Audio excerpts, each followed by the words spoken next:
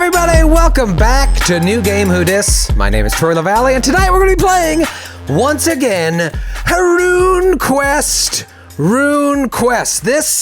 This core rulebook is available right now. Brennan, go ahead and throw that link in the chat. You can buy this. This is an amazing book. I mean, look at how beautiful the cover of this thing is. I want to be this blue guy. The blue guy is really what sold me on this. I'm like, I don't know what this guy does, but I want to be in the blue guy business. Look at this.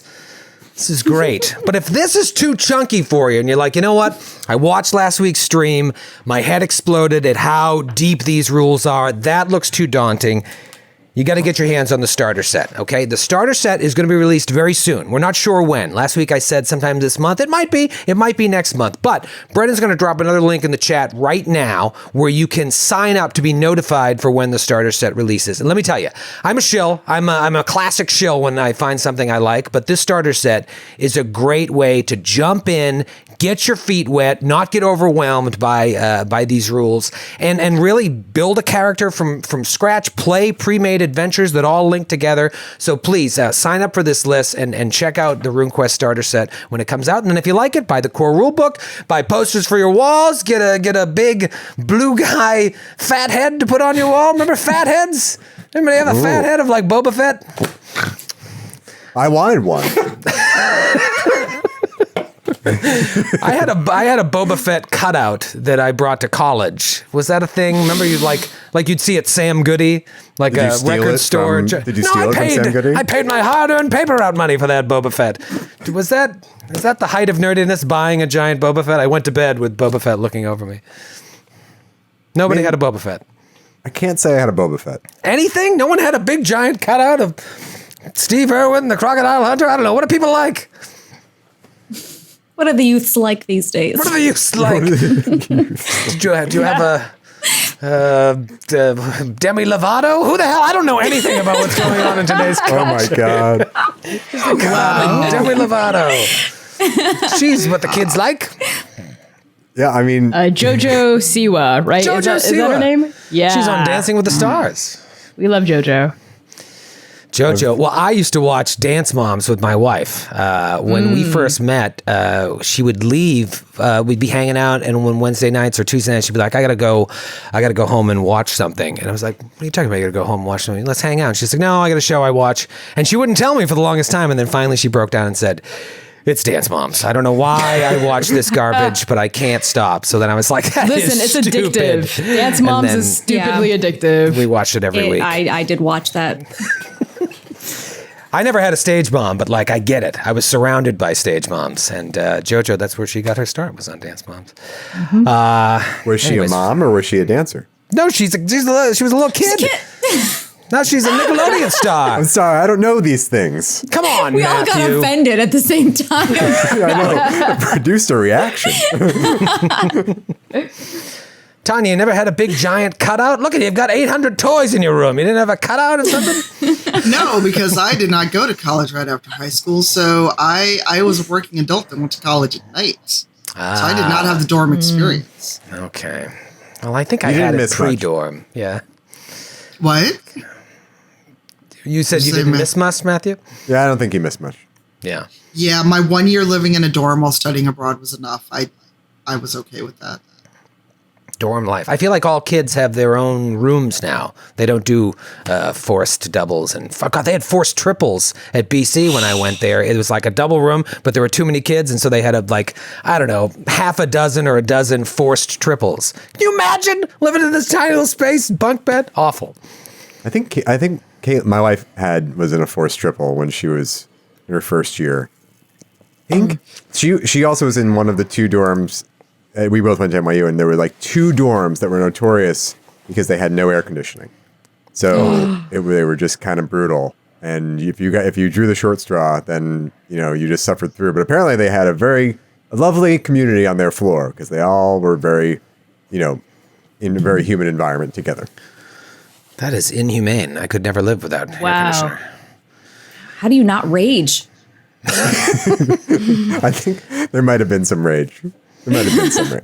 We make Matthew shut his off for these recordings, and that's why at the end he's just a sopping wet mess.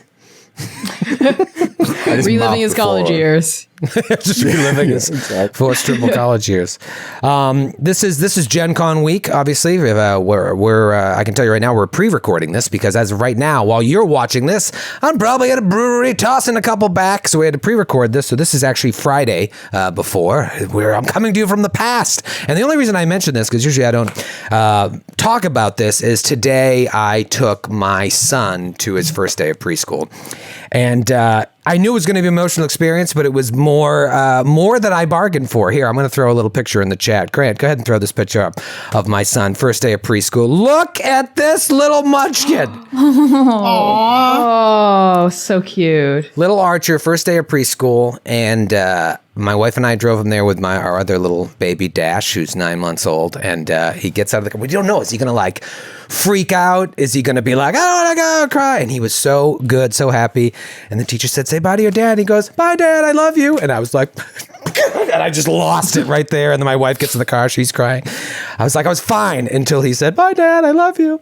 And walked away. But it's crazy how fast. It sounds so colloquial. I always said my parents be like, oh, those kids, they grow up so fast. But it's crazy how fast time moves. Like, because time doesn't move as fast for a child, right? When you were a kid, didn't every year feel like forever? And now it's just like, especially with the pandemic. It's like, what's happening to my life? I don't know. But yet at the same time, sometimes time feels like it's so far away. Matthew, your thoughts on time and its progression? No, I agree with you completely. What do they say? The years are long, or the days are long, the years are short. Isn't that a song lyric? Is it a song? Feels like a song. I can get into time some more, but I do have an important question first. Is that an R2-D2 backpack? No. That is a Spider-Man backpack. Spider-Man. Right. R2-D2 was on the list, but ultimately he went with Spider-Man.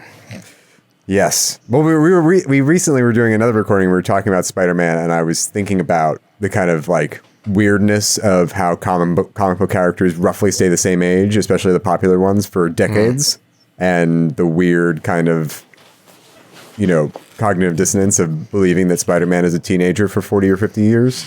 Or Peter Parker is a teenager, I guess I should say. Yeah. I mean, I saw that photo on Instagram earlier, and I was like, this is a cute explosion. And it is a cute explosion. It's like it's a happy sad, I guess that's what somebody defined nostalgia to that as that to me a long time ago. It's like happy sad. I was like, oh, that's the perfect explanation for nostalgia, because it's like, I'm so happy that he's getting to do this, but I'm just like, what happened to my child? But yeah, I don't know. I remember like as a kid, the years felt so long, and then now I think like time is still moving at the same rate. We just experience time differently, but I want it to slow down. One, because I don't want to die, and two, because I want us all to stay like in the right now, but it's not feasible. I don't know. Nora, does this bother you at all? I'm sorry. I was looking up a rule. I not. You're looking up strike ranks. Still trying to figure out strike ranks. Pretty much like I have to know my spells. I apologize are you bothered by the passage of time, or are you just that person like, you know what? That's life. It bothers the shit out of me. Yeah. No, I don't like the fact that this pandemic felt like 10 years and at the same time like 2 weeks. I know. That's the worst part. Happens. Yeah, they just stuck this pandemic right into our golden years. Connie, what do you think? You like it, or you're just like, whatever? Well, my overall feelings about time are, I was really resonating with what you were saying about how when you're a kid, everything feels like a million years old. And it's true, because time is relative, because when you're 3 years old, another year will be a quarter of your life. Whereas like now I'm like 24, so like another year is like 1/25 of my life. Right. So like the older you get, like you blink, 10 years have passed. I can't believe we've been in the pandemic for 2 years. I agree with Nora. It feels like 10 years. It also feels like it's been 1 month. I'm like, how have I lost 2 years of my life to this thing? Like I still feel 19 in a lot of ways. And I'm like, I'm not ready for my 20s to like hit me like a freight train. And like my 30s are now like looming. Like they're on the horizon, and I'm like looking at it and I'm like, don't come any closer. It's wild. Stay. Wild. Tanya, do you have a Zen approach to this, or are you just like, I want it all back? I want it all back. I'm torn because year one of the pandemic was such a rough year, both personally and professionally. I would love to get that year back because for those who don't know, my mom passed. Then the next year, my cat passed. And, Gosh. and Connie, enjoy your 30s when they come to you, because I'm creeping up on 50. So I'm just like, time is weird. I would hope not to celebrate a third birthday while under the pandemic. That'd be nice. But also having just taken a trip, and I'll be at Gen Con with you, hopefully slamming a few by the time people watch this. The fact that it is hard to get people to wear a mask and just get a single or double jab of medicine that will save them. Right. I feel like if people were responsible and actually did a simple thing that they've had to do anyway to go to school. You just dropped your kid off, right? You had to have shots, right? Yeah. This is something we've all had to do, which was get vaccinated to go to school, to travel. But yet somehow this one life-saving thing is such a hardship. And I know I'm venting a little, but it is annoying and it is... Oh, it should drive you nuts. Well, and also just not being able to see friends, and the fact that a lot of people are pulling away from Gen Con or just deciding not to go whether or not they're vaccinated just for safety's sake. Yeah, I don't blame them. I would love those 2 years back, but I also would love for people to be responsible and care about, if not themselves, other people. It is really hard to get people that care about others, and that's what makes me so angry. Yeah, no, I hear you. You get me started, and I'll start, and then you'll see Grant jump on. All right, that's enough. We're losing viewers. But yeah, no, it was one thing when the pandemic started, and it's like, we're all lost. What are we gonna do? But now that it's preventable, and half the population is just like, go fuck yourself. That's a tough thing to have to live with. But I see the other side, and science and intelligence will win at the end of the day. And now let's find out if the four of you will win at the end of the day, because you're going to jail. Yep. Wow. I was looking for that segue. Jail. We're not passing go or collecting 200. First episode. First Troy. episode. I mean, what is a game if you don't wind up in jail? You haven't lived. Yes. I will say it's not railroaded that you have to end up in jail. It just, based on your actions, jail is the only It's not railroaded, but based on the crappy choices you all make, here we are. Yes. I mean, we did You this didn't to have to keep ourselves. attacking the thing that you put to sleep. That's true. The way you just kept stabbing it while it slept. But you fought this battle just north of Johnstown, and then you come into town, and you're fresh off the spoils of war, and you're looking for a fresh start. None of you know anyone really. You know of people, but you come here, and really right now you're looking for a roof over your head, a place to sleep, a place to eat, maybe some work. And the guard out front is like, you might want to walk through the market square, and you might find bip bop boop. So you start walking there, and you hear a commotion in the market. When you get there, you see all of these, they're known as or trolls, dark trolls, and they're causing a bit of a ruckus. One of them's eating a chicken whole, they're knocking over stalls. And as you start talking to them, you realize that they're all hammered. They're all drunk. They stink of wine and booze. And so they're causing this disturbance. You try to talk them down, and they're not listening, and a fight breaks out. As the fight breaks out, you are trying your best to keep it hand to hand, but you realize that they're too strong. You've got to take out your weapons, and you've got to defend yourself, because you know that if they really put all their strength into something, they might be able to straight up kill you. And then this huge dark troll comes running down the street, and I believe it was Tanya's character just cut off its arm. Things got out of hand. Finally, the city guard shows up. They split the two groups up, and they're like, what happened here? You tell your side of the story. They do their best to tell their side of the story, but they don't speak trade talk, which is the common language here, I believe. I might be getting that wrong. So anyways, Georgiera, the city manager, hears everything and says, you're all going to jail. We'll figure this out tomorrow. So she orders that you're all to be thrown in a cell overnight in the city's makeshift jail. It's an old warehouse nearby in the merchant's quarter, and it was emptied during looting after the recent battle with the Lunars, the Lunar Empire that I spoke of before. So all of you and all of the trolls are disarmed, led over there, and thrown in cells together. Imagine you have like adjoining cells with bars separating you and the trolls. They take all of your mounts and ritualistically murder them in front of you. No, I'm kidding. They stable them nearby. Yes, for those of you who haven't played with Troy and mounts before, he has a sick fascination with separating characters from their mounts and trusty animal companions and usually killing them. Yes. Not my horse. Yes, they take your horse. What about Whisper the Snake? I said, I'm sorry, we need glue. And they chop the horse up. And I need a new belt. And they take Matthew's snake and just... Actually, they don't even kill it. They just tie it in a bow like a cartoon. Oh, this is kind of fun. Oh my god. They stable the animals. And I guess they stable your snake. Give it some hay and some water. For the cells, they just have some straw for you to sleep on as mattresses. A little bit of water, no food. The trolls seem to be amused by this. They start eating the hay. They're having a good time. They're kind of sobering up.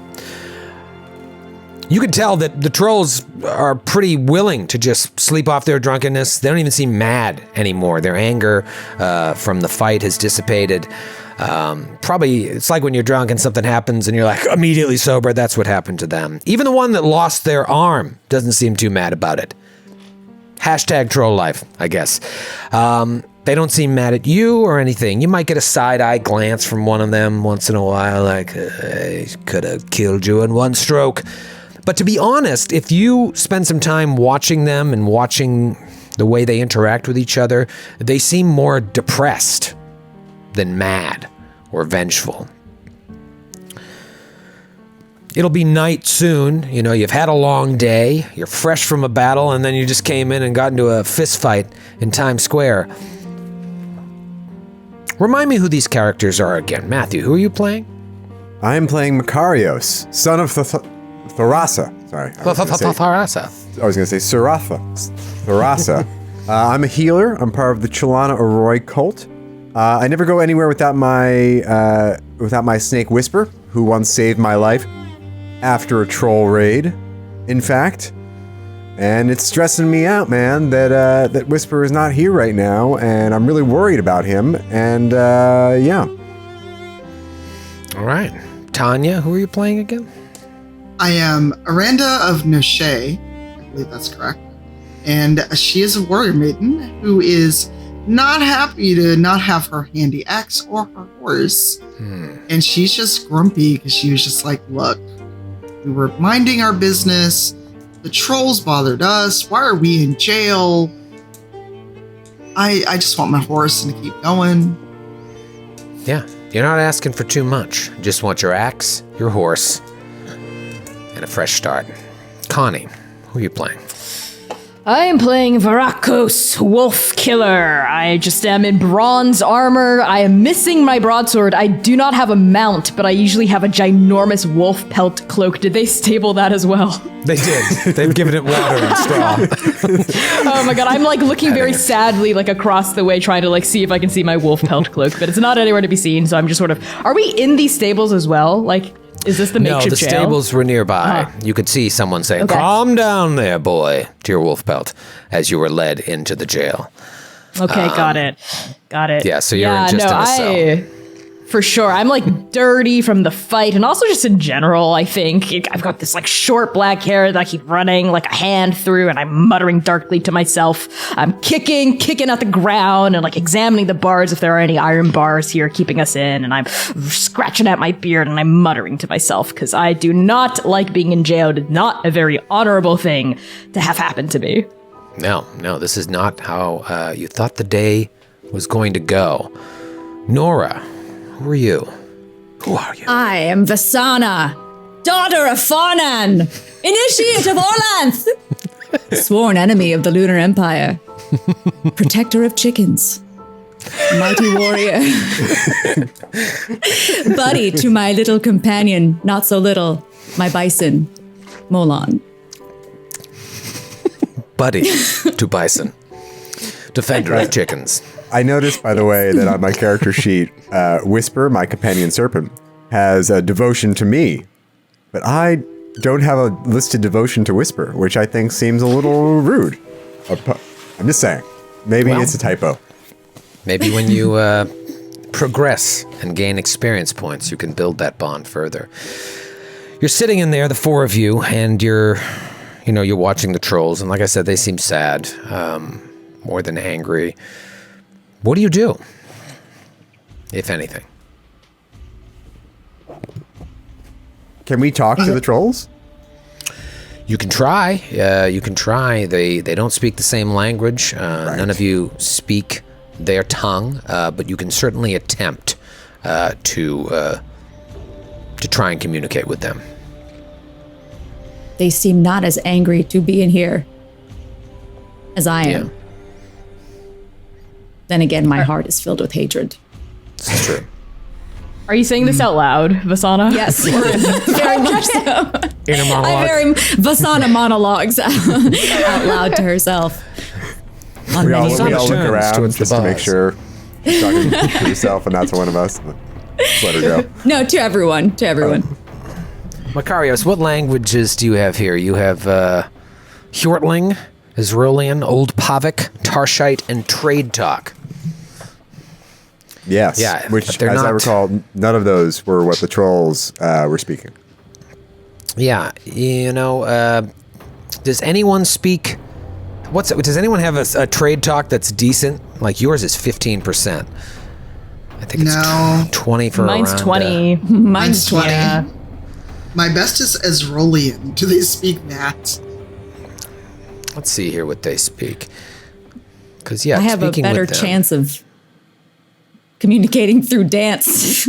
According to this, than trade talk. I do have a pretty good dance. We could set up like a kind of dance.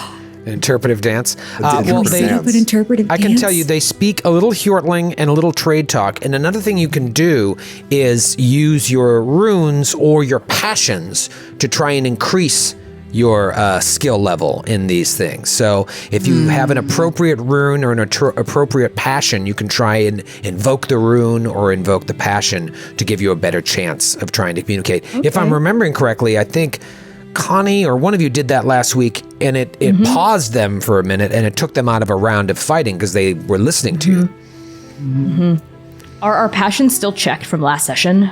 Or does this count as like a we'll new say scene? that they've been renewed. Okay. Cool. Would honor do any good for this?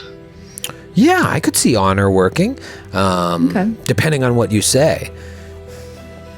Because my honor is 60% for passion. Yeah, so if you roll a success, you could boost it at least by 20%. If you roll a special or critical, it could even be higher.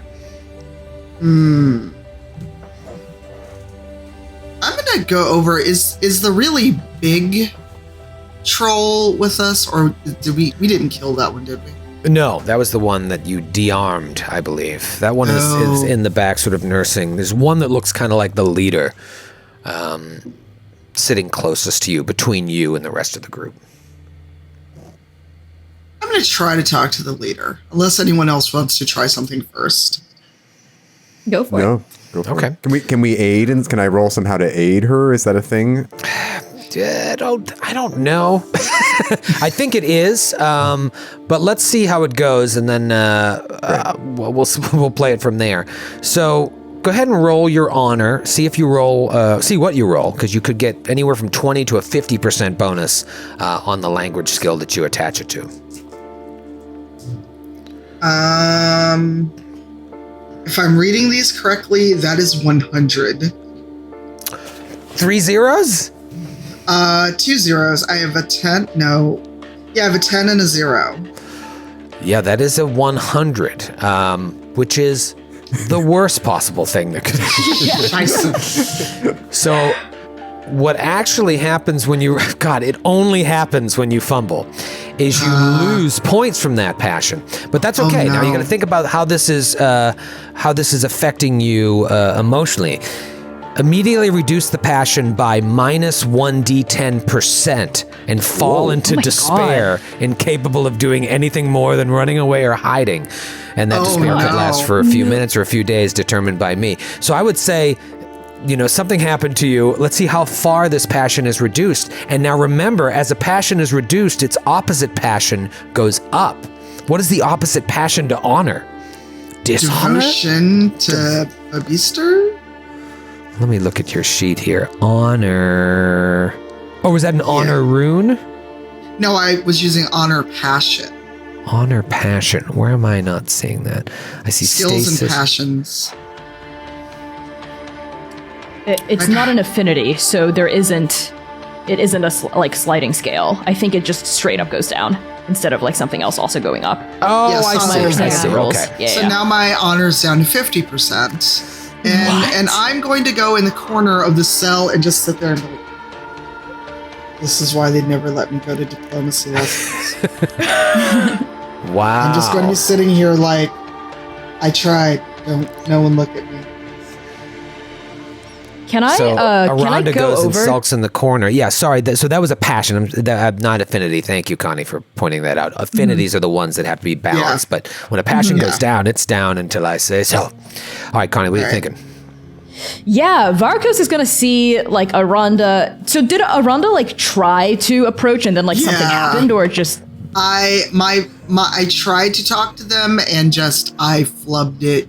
My little bit of trade speak is already low, so I really flubbed it. I probably insulted them instead of asking a question. oh no? I like that. Yeah. All right, so you see Okay. this all unfold. Varakos. Yeah, Varakos is going to go over to Aranda, who's sort of knelt there in the corner, covering her face, and he's just gonna go, and also kneel down next to her, but not look at her. So it's like sit next to her, I think, and a couple of moments of silence, I think, is gonna pass before Varakos just says, "You fought well. You fought really well. I was really impressed by the communication you had with Roach. I'm sorry what I said earlier, snapping the wolf at. You're a good fighter. Thanks. I'm not very, I'm better with my broadsword than I am with my tongue, in terms of silver speech. So, I've been kicked out of many a bar in the past by saying the wrong thing to the wrong person. It happens to all of us. Thanks for talking to me.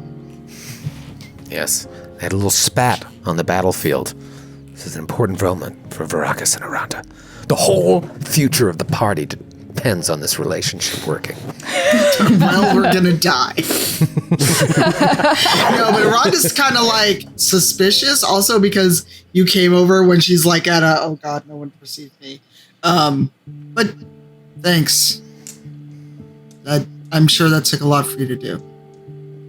Thanks. Yeah. No, it's okay. How I grew up in the Oromarth clan, heavy infantry soldier, we were taught that any sort of softness was weakness. That the only sort of honor on the battlefield was a good kill, a good murder. But, I don't know, being with that snake-loving pacifist, and also Asana and yourself teaching me that maybe that's not what the only kind of strength that there is. There's many kinds of strength to be had, and it will only make you overall stronger, both on the battlefield and in a battle of wills once you learn this. So I appreciate that. Well, and I think Varakos is gonna lift a hand to pat Aranda on the shoulder, but thinks better of it, and then lowers it back down to his lap and nod. Varakos brought up an interesting point. You are a snake-loving pacifist, Matthew. It's true. Perhaps you could invoke your harmony passion to boost one of your abilities to speak, to reach across these bars, both figurative and literal. Yes, I will say also that if you look over at Makaros right now, he's been eavesdropping on your conversation, and he's just like a single tear runs down his cheek. This is what he lives for. His highest passion is love, in parentheses, family. And he, I just shake my head seeing this tear fall down your face. What is wrong with you? he's like, I just wish Whisper were here to see it.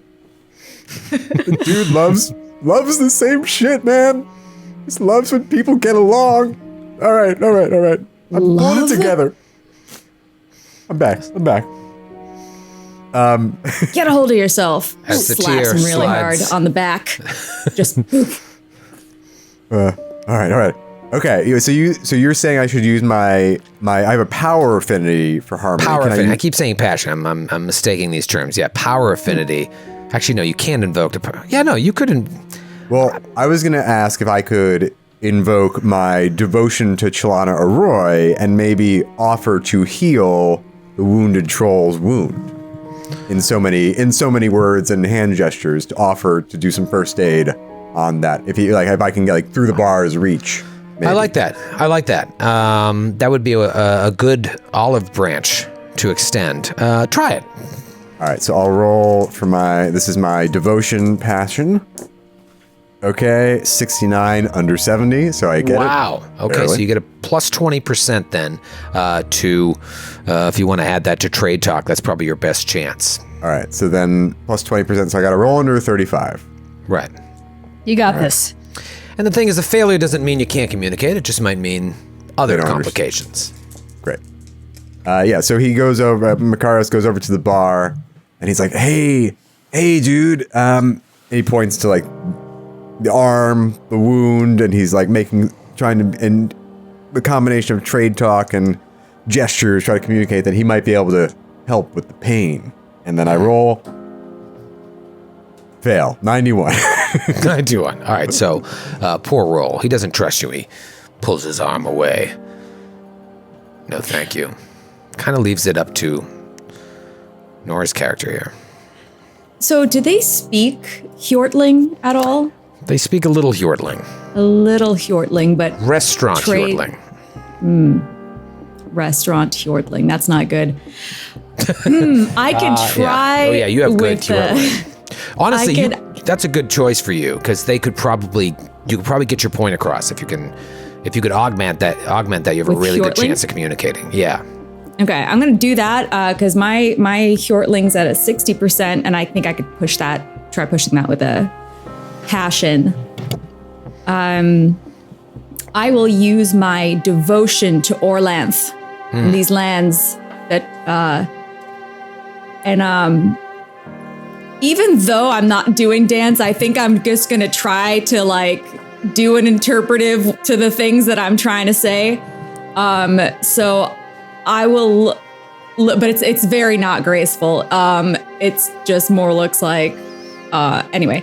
So You're voguing. You vogue your way over to the I'm bars. voguing my way through this over to the bar, and I'll say,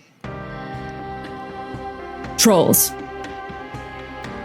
my friends and I, we're sorry for the anguish that we have caused you. We know now that somebody has stiffed you out of a paycheck, and that is not cool. My friend here would like to heal your arm. And I will also use my spirit, my rune magic to also heal anybody who needs it. So, So now I love that. Someone has stiffed you out of a paycheck, and that is not cool. that's not cool. That we could all agree on is not cool. I would also be drunk, not eating chickens though. But we could talk about that later. All right, so see if you can roll under 80%, and if you do, you can get some sort of bonus to your Hjortling roll. Okay.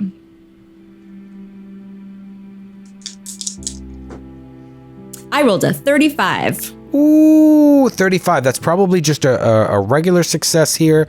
Let me make sure you have a very high. At 35, you'd have to roll under 17 to start getting into specials and crits. But that's going to give you a plus 20% to your already 60% Hjortling. Sweet. So you might be able to crush this roll. All right. I rolled a 16. Ooh, that is a special. Nice. So, if this was damage, you would do double damage, but in this case, you succeed very well, and they understand. Like, whereas when Makarios tried to heal, he thought maybe you wanted to start a fight again. Now you explain, and he's like, oh, now I understand. And so he leans his shoulder closer to the bar to you, Makarios. Yeah. Now, Makaris does not have his herb with him. That was confiscated, I'm assuming, but I think I can still probably do some basic first aid to help him feel a little better. That's fine. We don't have to roll on that. It's just more of a flavor heal. Do something. And as you're doing it, he nods and says, I am Zolajas. You are Makarios. Makarios. We us worship Zuran, who you worship. Is that true? What do you think, they're bluffing? I just don't know that I worship that god. No, I think he's asking who. He says, He's like, wait, do I worship? And how do they know? No, he's asking who you worship. Question. We worship Zuran, who you worship. No. No, that's not who I worship. No. Yeah, they don't speak your language very well. And then we're back in initiative. I reply, Shalana Roy. And to you, the same thing. Is it Vasana? Mm-hmm. Yeah, Vasana. Who you and who you worship. I'm Vasana. I worship Orlanth. Orlanth. God of Storm. Yes. Yes. We us come from Shadow Plateau. Is our home. We come and take money from humans to kill other humans. We travel. Just pauses while he's doing this first aid and be like, Honorable work. Yes. Yes, work. We travel great distance to fight, defend this city. But when we come, battle all over, a man, Krazontar, was to pay us, but he died in battle. He has no family, so we get no money.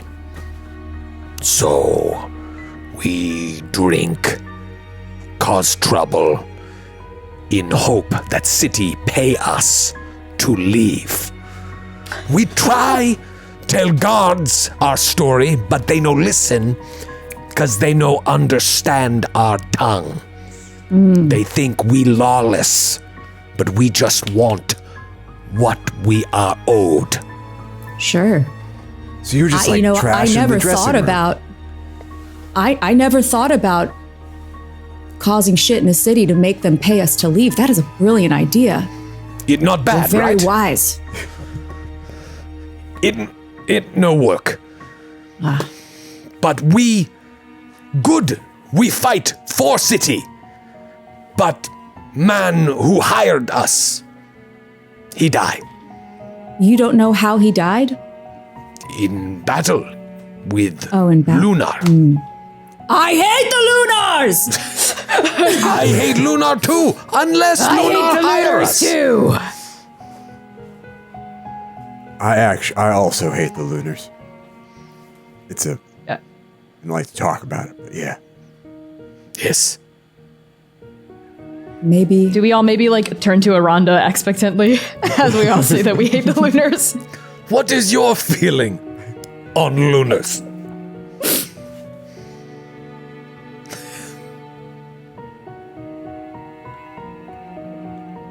Tanya, I think you're muted. Yes, I was muted because I'm smart. Is Aranda still sad about her utter failure earlier? She's slowly coming out of it, mostly thanks to Varakos's consoling. I'm trying to remember if I actually hate the Lunars. Sure, you're not a fan, but they might not be the thing you wake up and be like, God, I hate those guys. I just kind of look up. Nah, I don't like them. Why? Good. Was nervous for a moment. Be more nervous should we meet on the field. Yes, you fight like us. I take that as a compliment. Yes, hungry. Now have no arm. But she okay. Ooh, sorry. We buy new arm once we get our money. Maybe you speak to guards. Explain why this happened. We could talk to that warrior priestess woman, Jolgera. Maybe she'll listen to us. Yes. They no listen to us. Anywho. Now we sleep. Anywho, from the stroll. Anywho. Now we sleep. And, Common Hjortling expression. it's a mistranslation. It means anyhow. They eventually, you have this back and forth with him. You get a little bit more understanding as to why this happened in the first place. And there's it's very amicable. You realize like, God, this really got out of hand. And if only people, stopped and took time to try and figure out what's happening, maybe this wouldn't have happened. But eventually they sprawl out on their side of the warehouse floor. They doze off. And it's not long before their snoring starts to shake the roof slats up above. You know you're in for a long night, and while this isn't a fancy inn or a nice warm bed that you thought you might get when you first arrived at Johnstown, at least you have a roof over your head for the night. Night passes, morning comes, and you're awakened at sunrise. There are 5 armed guards that just bang across the cell bars with the tips of their spears. And one of them unlocks your cell and the cell of the trolls. And the one is like, the leader is like, follow us. And they lead you out. Follow them, and you're escorted along a processional way through the gates, back out into the city and into the upper city. If you look, you can check out that map of Johnstown, that beautiful map, the cartography of Johnstown, to get an idea of the difference between the lower city and the upper city. You came in way over on the eastern portion through that main gate, the north gate, and then the ruckus started, in that first big open area, and now you're being led through the city to the upper city. The guards stop just before reaching the assembly grounds, which I think you can see there on your map as well. And ahead of you, you see a large ruined structure with several broken columns in front, still showing soot on them from a recent fire. And one of the soldiers points it out to you. And it's like, you see this? This is the Seven Mothers Temple. It was destroyed when the lunar scum were driven out of Johnstown. This city has seen much strife. This is why your behavior, pointing at you and the trolls, cannot be tolerated. We have seen too much. Come. And they just continue walking you along until you're shown into a building at the corner of Holy Street. It's the Johnstown Council House. Inside, you and the trolls are brought into a small hall where you see the city manager again, Georgera Latish. She's standing behind a table. Along with her sits another man to who everyone seems to behave deferentially to. From his badge of office, a gold chain about his neck set with gems, it's clear that he's probably her superior. A handful of guards and other folks, scribes, bureaucrats, they stand in attendance as well. You're at a trial. You walk in. And Georgera, the woman that first came into the market with the guards when the fight was broken up. She speaks up and introduces this man. She's like, "This is the city Rex, Ongerin Holdfast. He was appointed by Collier Starbrow, who I assume even you strangers to Johnstown would know." And Collier Starbrow is a big part of all your backstories, I think. Everyone knows. It's like a local hero. You can see the Uz are already having trouble keeping up with the language difference. They're looking at each other like, what is this? Another man comes rushing in, arriving a little bit late, clad in the robes of a chief priest. Jorzera says, "And this is Joe Meath. He is in charge of the markets of the city." He comes rushing in. He's like brushing crumbs off of his robes, and he looks irritated at being called from breakfast. And he's like, as he sits down at the table near the Rex. He's like, so these are the ones who almost single-handedly destroyed my market. They should all be fined, Rex Ornogin, and the markets should get a piece of that fine. It will take weeks to rebuild those stalls. This trial should only be to see if they are executed before we take all the money in their possession for their crimes. Ornogin. Hold on. Wrecking a market was not great, but we don't deserve to die. You need holds to up a chill a hand. little bit. You will have your turn to speak, the Rex says. And you, Joe, will have your time as well. Tell me in truth what happened at the market yesterday. The soldier prods at one of the Uz.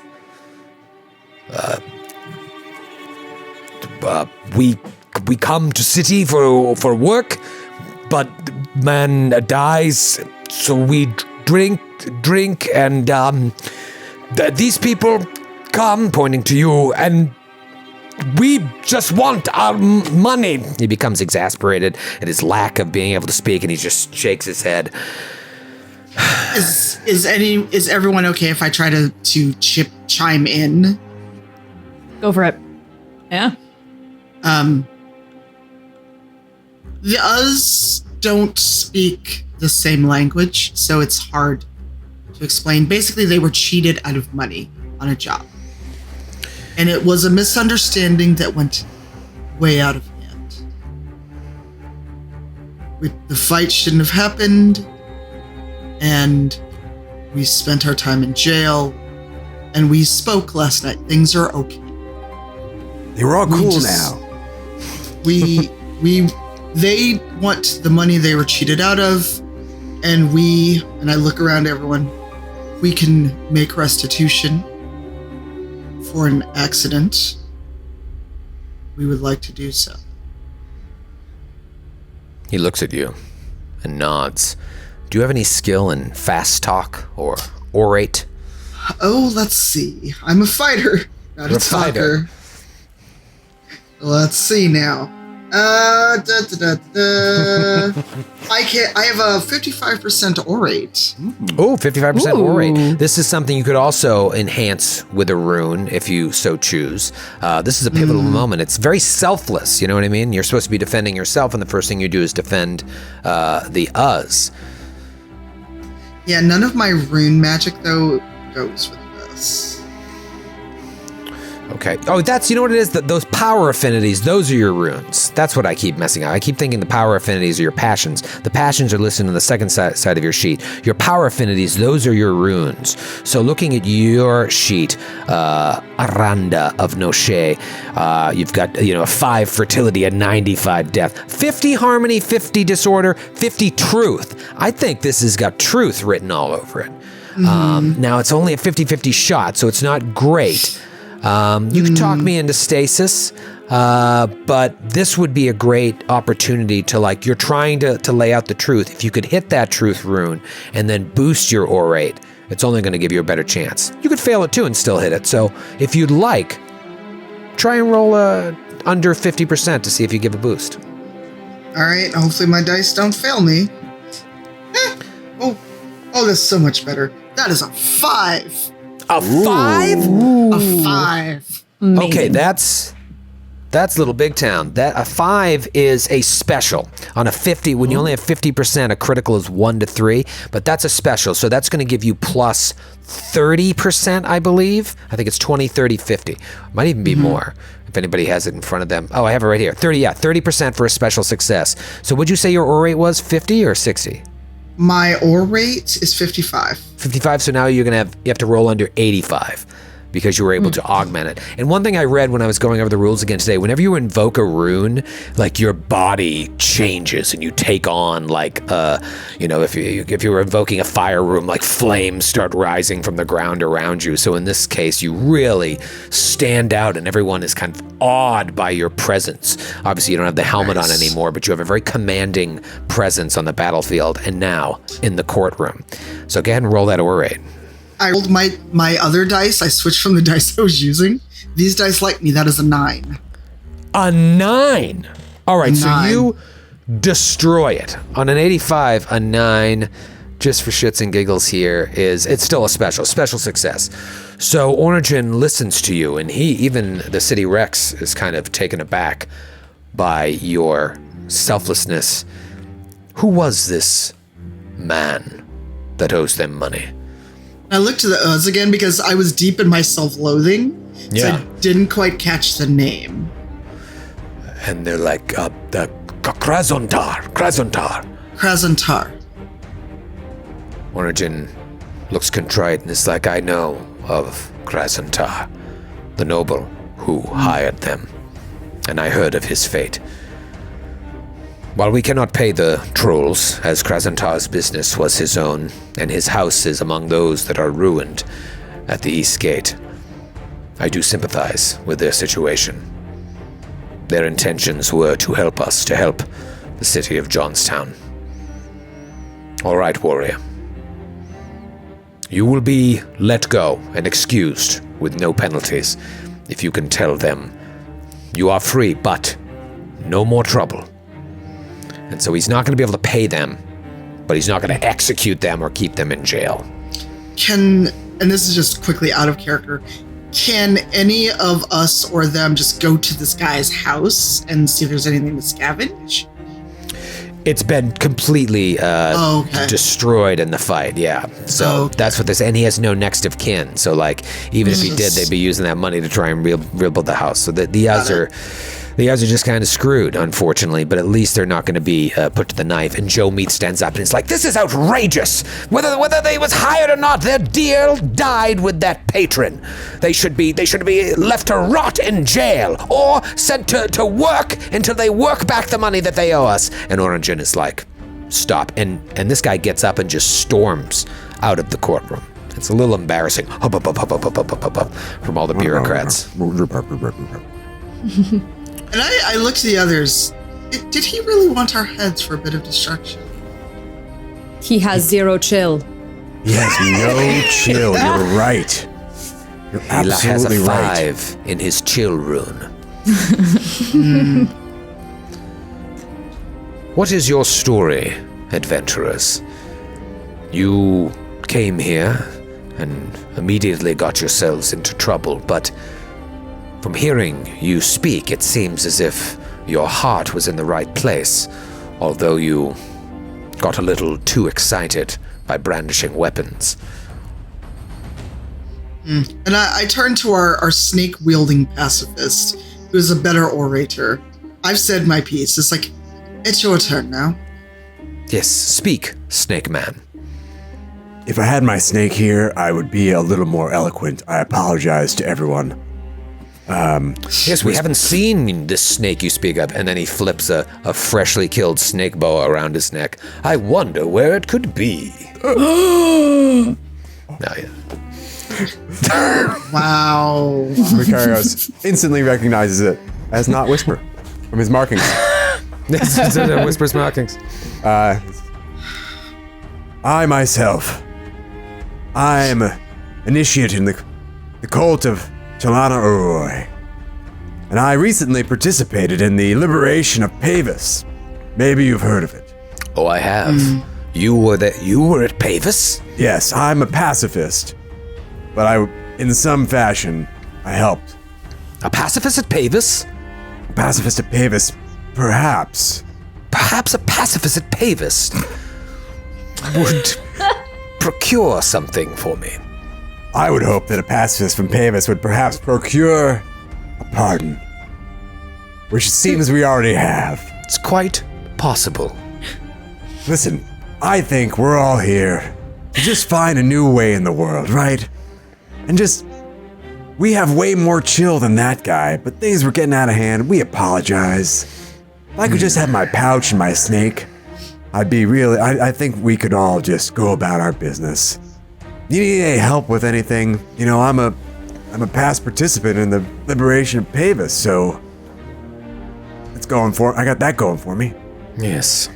Yes, I think in these heady times, we all just want our pouch and our snake. Yeah. He nods at the people around him, who have no idea what he's talking about. You all get it. It seems in spite of your choices at the market, you are just women and men. Like all of us. The world is new, and the world needs people like you. You're strong enough to take down a group of us as well. Let me ask you, pacifist from Pavis. I could easily just make this part of your debt to the city, but I'd rather have your consent and your desire to be part of something greater. Should you succeed at this, there could perhaps be a job in the city militia for all of you upon your return, if that is something you are interested in. Steady money, food, a roof over your head, and a chance to belong to something greater. How do they feel about pacifists? Well, there's room for all in the city militia. Perhaps they could learn a lot from you. Wars are not always won with the sword. I am impressed by your selflessness as well as your strength. There are these farmhouses nearby, outside of the city walls, that have been abandoned. Perhaps one of those could be repurposed for you four. You didn't come to Johnstown by accident. This could be a great opportunity for you. Let me speak plainly. There is a problem not far from here in the city area. It's an area known as Munir's Landing, immediately to the south of where the Lunar Army is currently bivouacking. This area was formerly owned by the Kolimar tribe and is now held by the Milani tribe, which technically makes it the Milani's responsibility. The Milani have asked us to aid them in sending someone to go investigate, then return here and report. There is some strangeness at Munir's Landing. As you must know, the city guard is short of help, which is why your fight with the Uz went unchecked for as long as it did. So I am in need of outsiders like you who I can trust. Everyone in Johnstown is worried that the Lunar Empire is readying a counterattack. We have scouts saying that the Lunar Empire's retreat to the northwest has slowed, and there's no good reason for it. We believe it's only a matter of time before they return, and with greater force. This matter that we need your help with would normally go to Saros Tip Prince Killer, a Humakti sword lord and Milani tribe spokesman here in Johnstown. Unfortunately, Saros Tip is at Two Ridge Fort to the northwest, massing troops to repel this lunar return that we fear. What I need help with may seem like a small and trivial matter to fighters and pacifists such as you, but it is vital. And frankly, if we were to solve a problem for the Milani, it would put them in our debt at a time when we need all the allies we can muster. The four of you are free to go. If you are interested in aiding us in this matter, speak to Brangdor, the warden at the Milani tribal house. It's nearby in the upper quarter. Just look for the big bronze boar in front. You can't miss it. Everyone knows where it is. Can we get our snake and our bison and our wolf cloak back? Yes. Bring in the wolf cloak. And three guards come pulling it in on a chain. Snaggletooth. There you are. And I pick it back up and I sling it over my shoulders. I missed your musk. He was well cared for and fed. Good sir. Oh, wow. someone braid his fur? This is nice. Yes. I always wanted a daughter. And he walks away.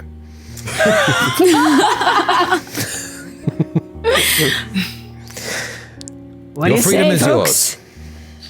yours. Where's my horse? Oh, about that. It's right over there. And the horse comes riding into the courtroom. Just knocking over. Bring the horse outside. And hopefully all my weapons and everything are on the horse. Yep, all your weapons are returned. Your bison, your horse, your snake, and your wolf pelt are brought back to you. And your freedom is your own. This opportunity sounds like a good opportunity for you all. You don't really know what it is. He was being a little circumspect about it. Strangeness was all he said. But you could go to Brangdor and find out. What Friends, say you all? I was just thinking we should go to Brangdor. If there's a golden boar out front, he's probably loaded. That is good. Very fair assessment. Anyone with a golden boar has money. In this economy? Yes, let us go find this Brangdor. Let me consult Whisper first. Whisper, what do you think? Whisper says it is a boar market right now. Whisper says that it's a boar market right now, which I think is a nice little pun. So let's go. We're all having fun.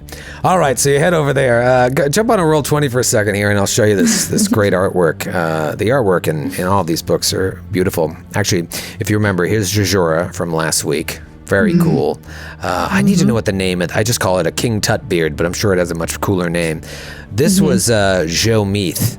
Look at this piece of work. He's whining about money, and it's covered in bling.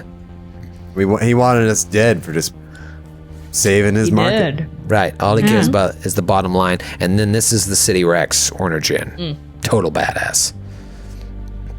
I like that little thing he's got going on. He looks reasonable. Who does he look like? He looks like somebody. Josh Brolin. Is that Grant? All right, and then this is when you roll up. This is what there's the city boar, a little kid chasing a cat, a couple guards out front. Whoa. Very, very cool. That golden boar. And you see the boar is covered in runes. There's runes everywhere. Runes are big. Runes are big here. So you roll up on the Milani tribal house in the upper quarter, just around the corner from the council house. And actually, you can see the City Rex's house as well. It's modest, considering he is the Rex. Huge boar outside. It's a symbol of the Milani tribe. Knock at the door, and an older fellow answers.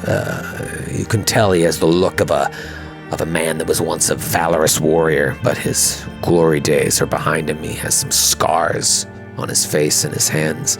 He's like, hello. How may I help you? We First hear of you have all- some trouble at Moonir's Landing. Ah, yes. Yes. Are you here to help with that? And I turn to Makarios to continue negotiations. No, I just wanted to say, nice boar. Thank you. I figured you were asking me if you could take a photo with it. Everyone just knocks to ask if they can take a photo with it. But you're here to help. We're here to help. Yes. No, Varakos, please continue. You were on a roll. I was just going to say, I am Varakos Wolfkiller. This is Makarios, Vasana, Aranda. We are sellswords and we are here to help your, odd problems down at the landing. The City Rex told us about it, said we might be of use. Yes, it is a situation that needs investigating. Please, come in. You may bring your wolf in, but the horse, the bison, and the snake should remain outside. Is your Stay, wolf Molan. hungry? Is your wolf hungry? Would he like some kibble? Yes, some kibble, please. Only you go. grass-fed, though. Here you go, little fella. And I like snap up some of the jerky and then I pop it into my own mouth, like from the wolf mouth. And everyone just stares at the two of you. Please, come in, have some wine. I was just having some wine. I like day drinking. Do you want some wine? Wine in the morning really gives you a new outlook on the day. And he pours you all some wine. It's like, well, As you may know, my name is Brangdor Bisonbane. I am the steward here. My lord Sarostip is away, while the Prince Killer handles business up to the north. I handle any and all tribe-related business here, though I wish I were with him. There was a time when I could swing an axe better than I can swing a quill, but those days are long past. I see that my duty now lies in providing Sarostip with the knowledge that I learned on the fields of battle when I was a young man. You should have seen me in my heyday fighting in Prax. That's where I got my name, Bisonbane. It used to be Johnson, Brangdor Johnson, but then I killed a shitload of bison, so they call me Bisonbane. Oh, but I don't want to bore you with all my stories. Anywho, No, please go on. anywho, Please keep talking. It's fascinating. No, I could tell you stories all day. I've been drinking for the last 3 hours. Your master is dead bison. Humakti. What's that? Humakti? Your master Sarostip. He's Humakti, no? Yes, he is. Yes. As am Humakti, I. Lord. I also worship Humakt. You like Humakti Death as god. well? Oh, hell yeah. And I roll up my sleeves and you see all these runes dedicated to Humakt. And I'm shit, trying look to at use you. my devotion and passion to get a read on this guy, insight, if possible. Ooh. Yeah. All right. So you want to invoke your devotion passion to try and Yes. boost an insight roll. Okay. Let's do it. Okay, I think that my devotion's at 60%. I got a 52. Beautiful. And if we were playing a long-term campaign, another thing to remember is when you succeed on these rolls, you check that box, and that's how eventually through adventures you progress and your skills go up. So feel free to click that box. But yeah, so now you're going to get a 20% bonus on your insight into this man. Nice, that bumps that up to a 50. Yes, that's a 20. Ooh, all right. So you're getting a good read on this guy, and even though Grant's music is making it feel like could be a shady situation, which I love. Don't change the music. This guy seems to be on the up and up, but there's some dark news coming. He says, well, a dead bison aside, I don't know how much you know of this area, but there are a few small farms across the nearby Boranini River, about 10 kilometers or so past the river. These farms are north of an old landmark called Lanced Table, sacred to Orlanth, as you must know, noticing the runes of Orlanth on Pisana. The area is known as Murnir's Landing, and it's actually not on the water as one might think, but it's named after an old noble who inherited the land and retired there, meaning where he landed. Since he died 50 years or so ago, most of the area has been broken up into small tenant farms. All of Murnir's descendants, save one, have since departed the region. It's now a small community of 3 tenant farms that work Murnir's land, with Murnir's only direct descendant living in the old half-ruined manor house in the area. Now here's the issue. None of these farmers have been present in the city market for several days. Their normal stalls have just stood empty. Now that alone is not enough cause for concern in of itself. Yes, they owe their certain livestock tithes and supplies as tribute, but things happen. Sometimes people fall ill, animals die, or crop yields aren't as strong. But yesterday, after it had been a little over a week, I sent a courier to the landing, a young lad, about 12, named Grinnet, to go check on the landing. And he hasn't returned. He just takes a deep swig of his wine, gets lost in his thoughts. Is Grinnet a ne'er-do-well? One of those kids who just hangs out and loiters and doesn't pay for anything at restaurants he goes into? No. Drinks wine in the morning. No. Grinnet's a good boy. He doesn't drink until after 5. 12-year-old getting wasted. But he... Hey, you didn't live that long back in those days. Take it. That's true. Yeah. That's Yeah, true. different rules, different Go on, times. We're all Gwyneth's to be 21, but we married. look 40. Gwyneth's Yeah. to be married next month. Anyways, no, Gwyneth's a How- good boy. I trust him, and to be honest, I fear for him. You should be able to get to Menier's Landing and back 3 times. How many days by now? did you say he's been missing? He's only been missing for a day, but it's been over a week since the farmers should have appeared here. What do you Now, think is going on? It could be nothing. There are tribal disputes along the borders, and Menier's Landing does happen to fall into a widely disputed region that has been claimed at different times by 4 different Milani clans, the Lysang, the Orleving, the Isolting, and the Underwillow. And now, the land right now is rightfully claimed by the Lysang, but if it's been abandoned, and has no claimants, then it'll be contested by the other Milani clans. I hate to think that it could have been one Milani clan fighting another and something went wrong, but such is not uncommon. So it falls on the Prince Killer as the Milani tribal leadership to be the responsible party for sorting this out before it becomes an issue between the clans. But maybe it isn't. It could be lunar involvement. There's been word that they've stalled their retreat to the north, but I don't know what they would want with a farm. I suspect maybe bandits rather than lunars, but I need evidence, which is why I sent Glennet and then I mentioned to the City Rex that we had this problem. So perhaps you could go and investigate. It's about 2 hours' walk to Menier's Landing once the Boronini River is crossed. I would go myself, but I was ordered by Saros Tip to remain in Johnstown to represent the Milani tribe. In the city ring, it is my responsibility that I cannot abandon. And then given that every able-bodied warrior is either defending Johnstown or massing up the Two-Ridge Fort, it would be useful for someone to go see if perhaps the Lunar Army raided these farms or bandits or who knows what. If anyone is still alive and if any Lunars are still occupying the farm, then we just need to know. We need to know so that we know how to handle it. Should we dispatch any Lunars we find? Yes, Excellent. they are. Any day we get to wet our blades with lunar blood is a good day. I agree. The We could Melania- also consider peaceful negotiation, but maybe No. we'll talk about that on the Never. way. No, time No. for peace is over. Okay, we'll talk about it later. I will draw the runes of Orlanth on my skin with their blood. Yes, warrior. Okay. Maybe they'd be willing to give their blood willingly.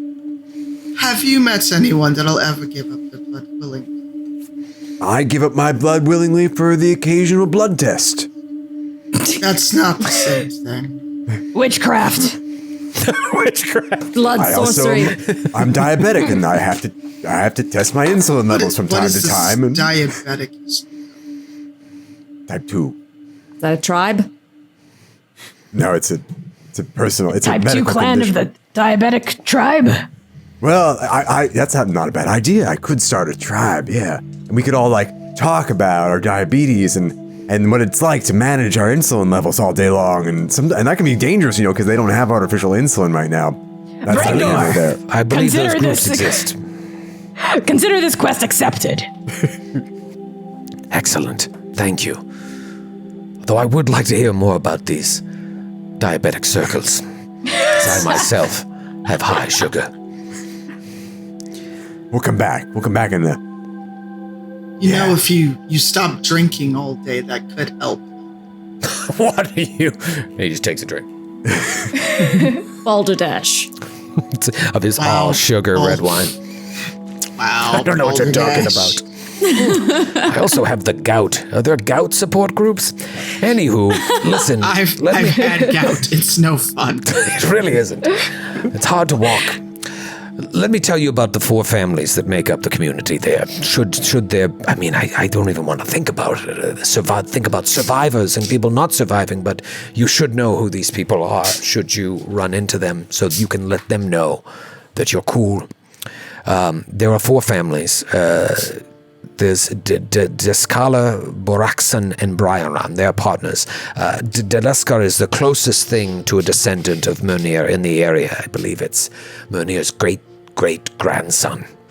He holds no claim to the land, though he and Byron occupy the former estate. There's a crumbling manor house and a small grain tower. Then there's Rostakos and his family. He's got a wife and 2 young sons and daughter, I believe. I believe their youngest is a daughter. They are perhaps the most successful of all the farmers in this small community. Good Bantar worshippers who have a variety of animals and farmlands. And then there's Iodris Fairhair, a widower and retired Asaris trader in his late 60s. He just has his little dog, Growler, to keep him company. He keeps bees and sells honey and mead in the city. He comes by with Growler every few days to sell honey and mead. God, I love that mead. Maybe that's why my sugar is out of control. Anyways, Mother Menest and her former Ularia initiates who turned away from the life. They inhabit an abandoned temple in the farming community that was once sacred to Ernalda. They sell in the markets sometimes as well. They have a few children and a few strays and some workers. That's the community. It is a good community. Good luck. And he ushers you out, offering you more wine on the way, to which you politely decline, since it's... Hey, not so fast. I'll take a wineskin to go. Oh, you want a roadie? Hold on. And he gives you a Diet Coke can full of wine. He goes, here you go. City Guard's cool, but you can't. There's an open container law here in Johnstown. Just slip it in that Diet Coke can. All right. I like that in some ways he's like hyper competent. In other ways, he's just kind of a wino. Yeah. Typical retired frat adventurer. He ushers you out. Let me show you a map here. This is a sort of an overlay of where Johnstown is and in relation to Murnir's Landing. So what you're going to need to do is... spelled Murnir with very different letters. Isn't it fun? Me too. Same. I garbled some of those names in the farm because I'm like, God, there's 19 letters in this name. Descaler, Broarkison, and Byron. So yeah, it's always fun though when a GM tells you a name and then you realize, oh, that's how it's spent. But that's Murnir's Landing. So you need to go up to the ferry, cross the Boronini River, and then go through these flat lands. You'll see that there's Lawrence Table to the south, and then to the north is Two Ridge Fort. So you bip and bop your way out of the city. You go out the north gate that you came through to arrive, cut due west along the city wall and across this wide open field till you get to the shore of the Boronini River. Eventually you get to this place marked ferry. You find an old man and his daughter who that's their job. They just ferry people across the Boronini. They've got a flat-bottomed raft that they pull across via a large rope that's anchored on both sides of the river. This guy grumbles to you about how he just had to repair the rope because the Lunars, when they retreated from Johnstown, cut the rope so no one would follow after them. So he's just grumbling, making conversation about that. And once he finds out that you're doing Milani tribe business and working for the city Rex in some way, he doesn't charge you. So you're bopping along now. You get to the other side of the river. The weather is not particularly pleasant or unpleasant. If you lift your faces to the sky, there's a light rain speckling your face, a fog enveloping the thin forest all around you. An Orlanth worshipper like Vasana might take this as a sign of good hope and strength, a blessing for your journey. Once you pass the riverside, you enter the countryside and an open region of low hills with the looming presence of Lawrence Table to the southwest. It's a naturally formed flat-topped mesa that actually serves as a sacred place to Orlanth. Orlanth worshippers will gather there and praise the storm god. So you head due west, skirting the foothills of the table. You see Two Ridge Fort is to the north, and that's where the Prince Killer is currently rallying the troops against the possibility of the Lunars coming back down. So it does seem strange that, like, if the Lunars had come down, they would have had to pass Two Ridge Fort, past scouts, to get to the farm. So it seems less likely that this is lunar influence. And if it is, that means that they found a way around the garrison that's being built near the fort. So after you figure this out, you've got some options. You could go to Two Ridge and just tell Sarastip who you are, or you could go back to Johnstown. Anyways, you keep rolling along. The countryside is mostly tall scrub grass. Some trees and bushes have been cultivated or cut to form some wind and erosion breaks. It's surprisingly pleasant and hospitable land for a country that's been ravaged by war. From time to time, you might see a few burnt out farms or barns. But for the most part, you feel a great sense of hope that if you could return this land fully to Sartor, the world might be a better place. Eventually, you arrive at Murnir's Landing after about 2 hour 15 of travel. You see a pleasant little farm community consisting of 2 proper farms, a manor house on the hillside with an attached tower that looks like it's mostly collapsed, like Brangder said, and off in the distance, a smallish temple that's been converted to farm use. I'm going to take you to another map here and show you what you see upon arrival. Ooh, that is pleasant. I'll reveal it on the Scooby-Doo here. Oh, nice. Pastoral. It's the Shire. Isn't that nice? Yeah, it has a very Shire-esque quality to it. This is Murnir's Landing.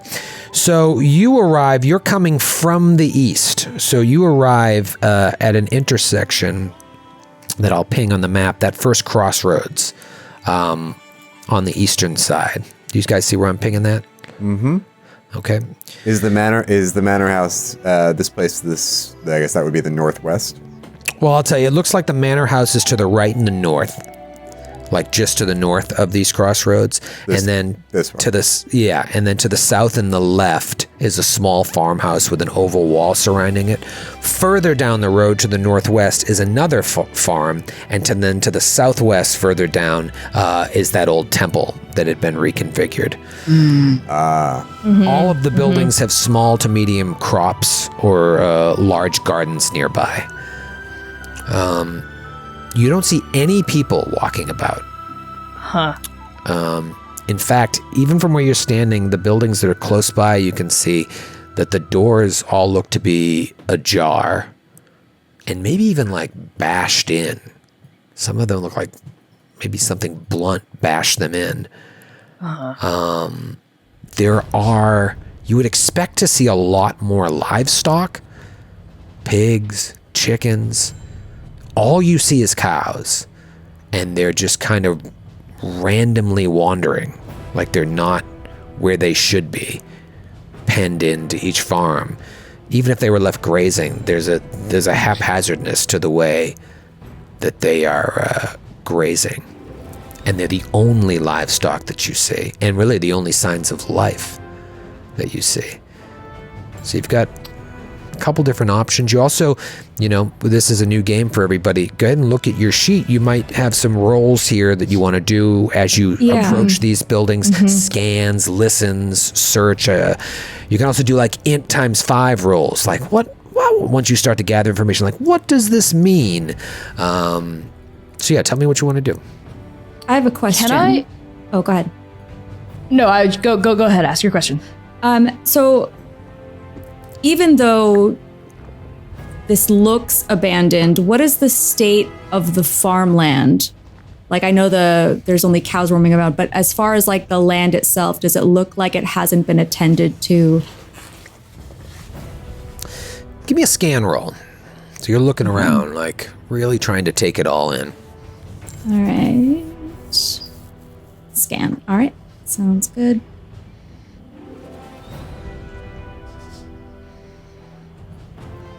Where the heck did my die? Oh, there they are. I was like, where'd my dice go? I rolled a 2. Whoa. Wow. I had to get Nice. under 50. Okay, wow. All right, so that is a critical, I believe. I think 1 to 3 is a critical on a 50 skill. Yes, it is. Great. So I'm going to give you more information than you would have got with a success. So here's the thing you notice. You notice 2 very important things. The farmland looks to be well tended. You know, if it's only been a week since it hasn't been like taken care of, you wouldn't really know. Everything looks to be in order, but you do see that the earth looks like it's been dug up in several places. It just weird, like pits have been dug up. Unusual trenches where there shouldn't be trenches. And some of them have even caved in. You can see one maybe 50 feet in front of you, like on the path. That's like it looks like a hole that's been dug that caved in on itself. Huh. You also notice bloodstains. Not too far in front of you, and kind of all over the place, but no trails. It's not like blood dragged somewhere. There's just bloodstains. So that's disheartening, especially where you don't see any people. That's very interesting. Do you see that? See what? Do you see where the land has been dug up? Oh, now that you're pointing it out, I do.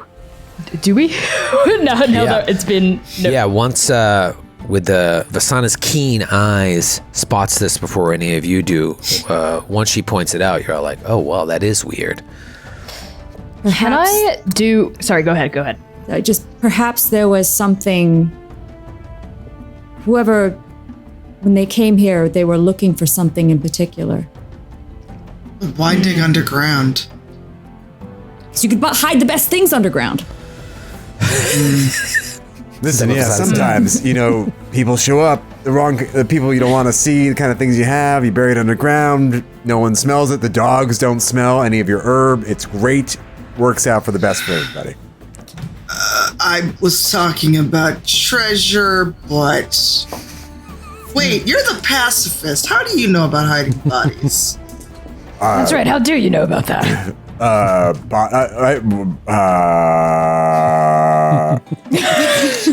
Macarius. Whisper your thoughts. I don't care what the snake says. She's onto us. Can I do Whisper says. several things? Yes. The first thing I would like to do is turn to Vasana and say, Well, seems like there's something nefarious afoot. If we see any lunar empire lackeys here, I'm excited to fight side by side, decapitate as many heads as we can. to you, and I'm going to draw my broadsword and cast True Sword on it, which is a rune spell. Okay. And if there's enough time, I'd also like to cast Detect Enemies.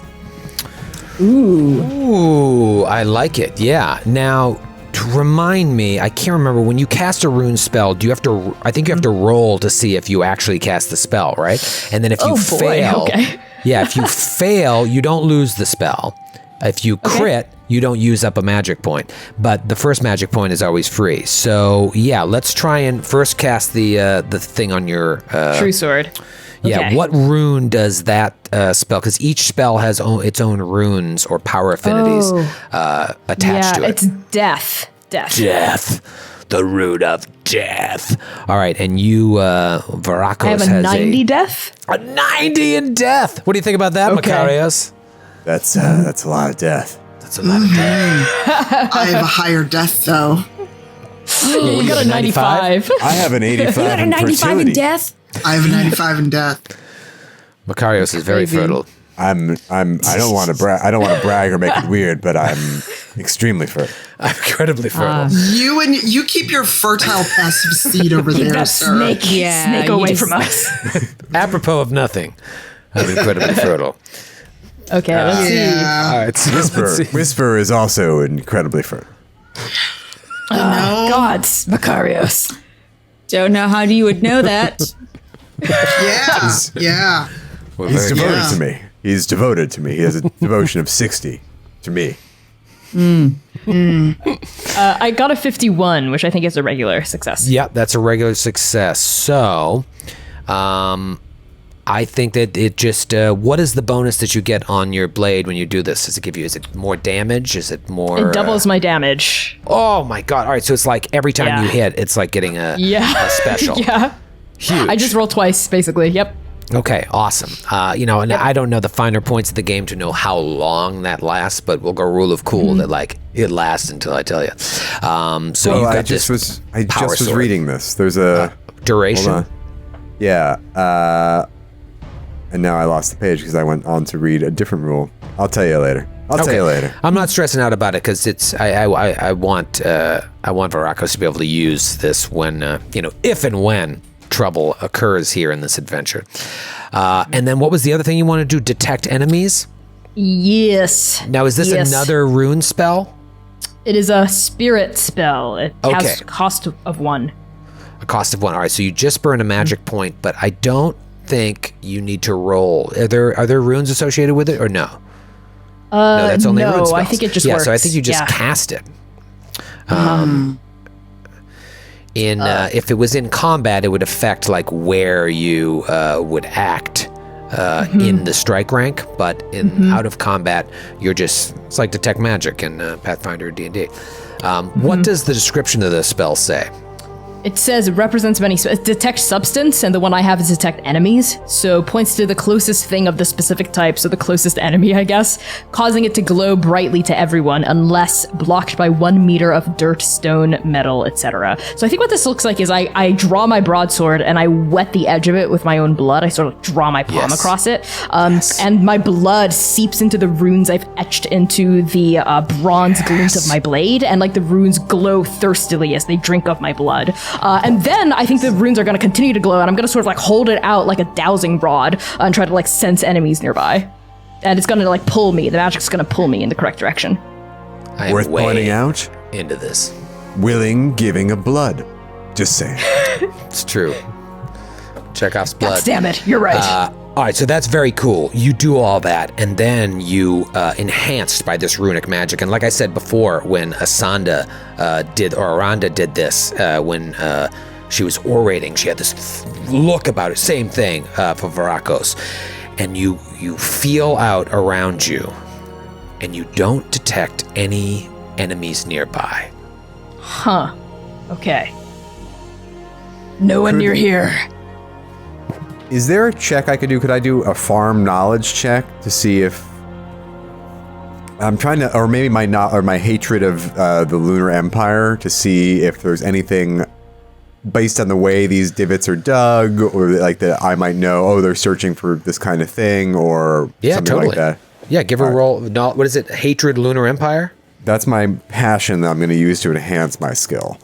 Okay. So, I get my hatred with a 39 under 60, and now I'm going to roll farm knowledge. Is that, or would that be useful? Yeah, sure. Or I could also do battle customs. Let's do farm knowledge. Yeah, farm knowledge. That's going to work for what you're trying to accomplish here. Okay, because of the passion, I get it. Okay, Not and a a critical. regular success. Regular success. Yeah, you haven't heard of anything. Now, they've razed and burnt down farms, and you don't see any indication of burnt buildings or soot or any type of burning whatsoever, and that's their MO. Digging doesn't make any sense. This doesn't make any sense. Do you have track? Or any of you have track? Oh, I think I might have that. What would that be but under? it's so like low of a It's a percentage. low chance, yeah. Yeah. Give it a roll. Can't hurt if you fail. Can it though? I will. I'll try it. Yeah, it only hurts when you invoke a rune or a passion and fail. Then you run the risk of a fumble, Okay. like what happened to Aranda. Okay. It's I need a lower than a 10%, and I rolled a 15. Damn it. Oh, so close. So close. That's all right. But, you notice the blood. You don't see any sort of pattern to it. You do see that the doors are hanging off their hinges, and there are several farms here to explore. So what do you I want to still do? just You've got some options. Unsheath my sword, whooshing, and I just kind of keep my guard, even though there could be enemies abound. Is everybody weapons out? Oh, you betcha.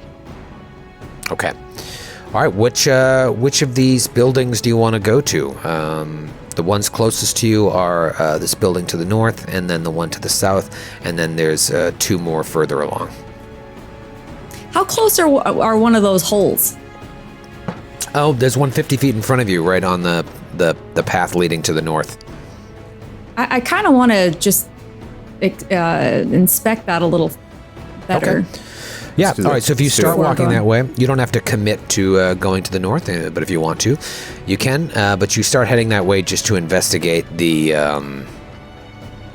hole, and you go over there, and it almost looks like a giant tunnel has been dug, but at some point it collapsed in on itself, and then was filled up again. But it's much larger than all of you, and you see more dotting the land.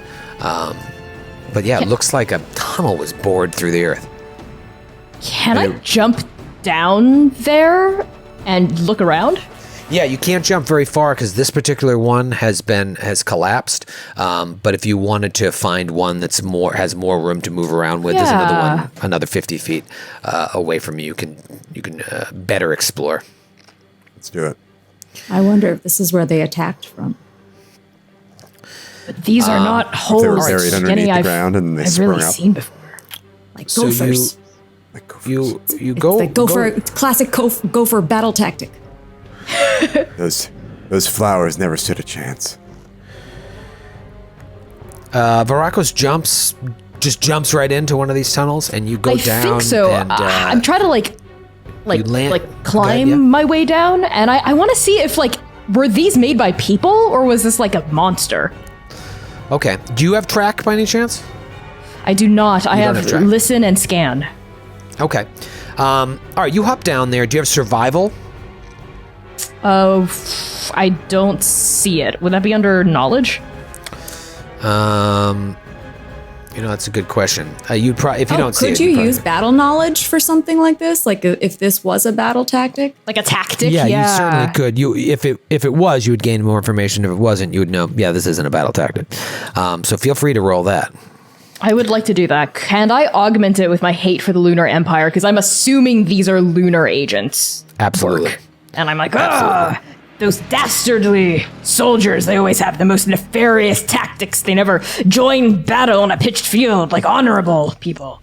and that is going to be, that's a 26 for my passion against a 70. I think that's a normal success. Okay, that's a normal success, and then you get to boost your chance to learn about battle tactics. Sounds So, I'll roll good. that one. Plus 20, right? 20%? Yes, plus 20 for a normal Okay. success. that's It's kind of an great. 80. The game is super customizable, and it's nice that even if you have a skill, you're like, I can never use this skill. You always have the chance to augment it, but there's a danger in invoking these passions and runes. I barely got it, 76. So if I didn't augment it, I would have lost. Okay. Yeah. All right, so this is interesting. You're going to learn a couple things. This does not seem to be a battle tactic, at least not a battle tactic by the Lunar Empire. You jump into one of these pits and you look around and you see that the tunnel continues and you can follow it if you wanted to.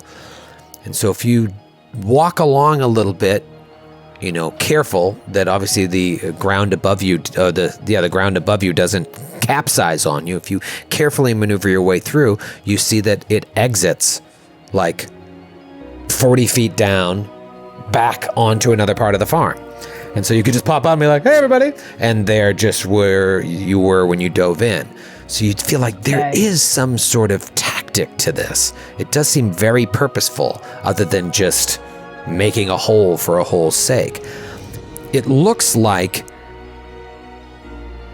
there are these like pointed stakes in the ground every few inches. It's like There's obviously digging happening, but then there's these like holes every few inches, and you're like, what the hell is going on? Doesn't make any sense. And you have no leads, at least out here. Yeah, I pop out and I say, hey, here I am. This is weird, isn't it? Rackus is waving down the way. Should we go into one of the houses and see if we can find anything and see what's going on? Maybe the manor house or the temple? Good idea, Makarios. I don't think I don't find anything in the tunnel, right? Like scraps of fabric, blood, any weird Nothing. smells. You know what? There is a weird smell. Okay, tell me. Now that you mention that, it's a very acid-like stink lingering in the air that you only noticed when you went below ground. But now that you're back up, you smell it all around you. Is it familiar to me in any way? Do I recognize it? No. It's not even like bestial. It's like a sour, acidy, acrid smell. You guys smell that? Like acid in the air. It's sickening. Acid? Yeah, it's really gross and sour, almost chemically. What is that from? Can we follow it? Like, does it seem to be coming from a certain direction? Well, it's funny. Varakos went underground, and that's when it really hit you, and you come up, and now you smell it all around you. And the minute Varakos says it to the other three of you, you're like, you know what? I do smell that. I didn't notice that at first, and it just seems to be prevalent all around.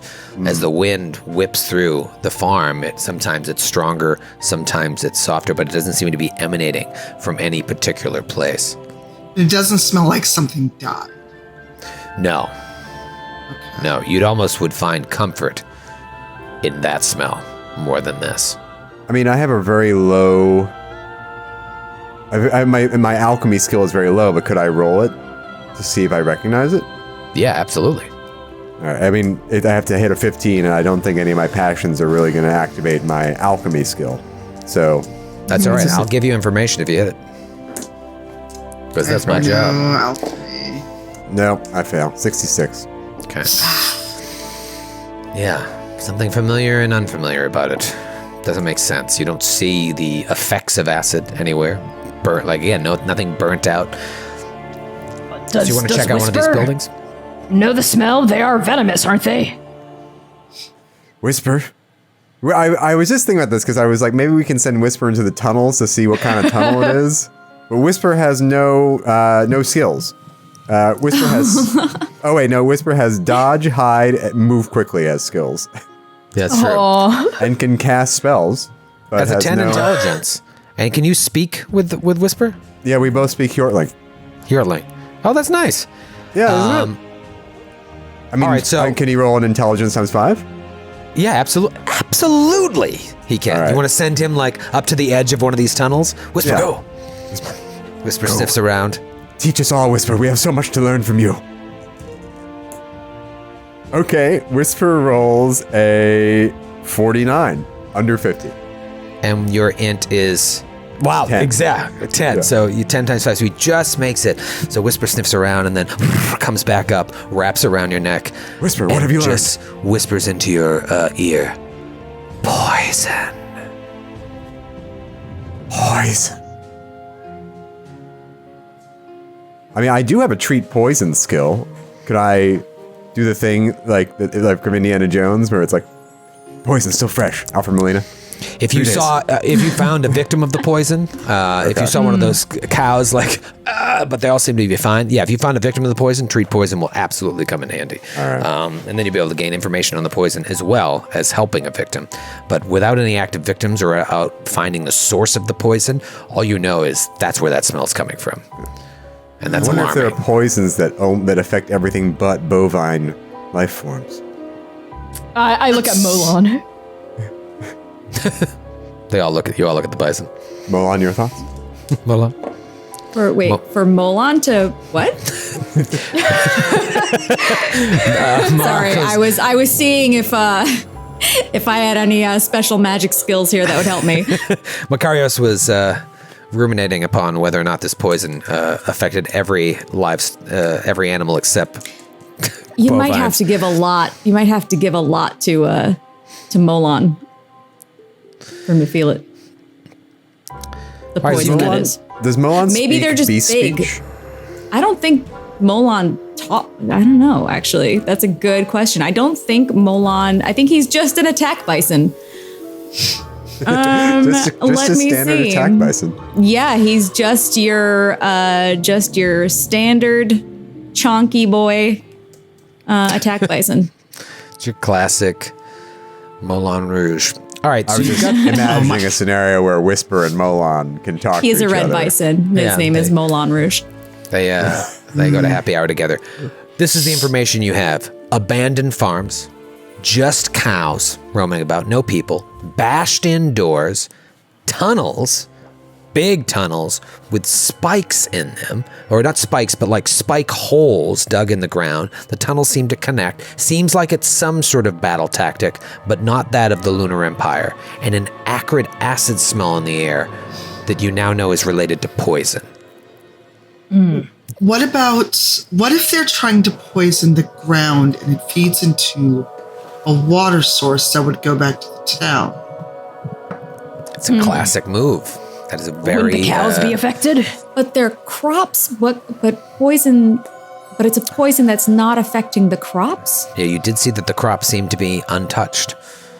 Maybe it's very specific. Maybe it is some kind of custom crafted poison. Until we find someone affected by it, we don't know. That's true. Another thing to think about, Vasana, with your check about the farms, like if these were bandits, yeah, they would have stolen things from these houses, but they would have also stolen the crops. They're just as valuable. And the crops look untouched. Do you Knock on a think? door. Do you think they may have fled? The people who live here may have fled through these tunnels and taken their whatever they could have carried with them. Wouldn't there be tracks? You can't get a cart or anything through the tunnel like that.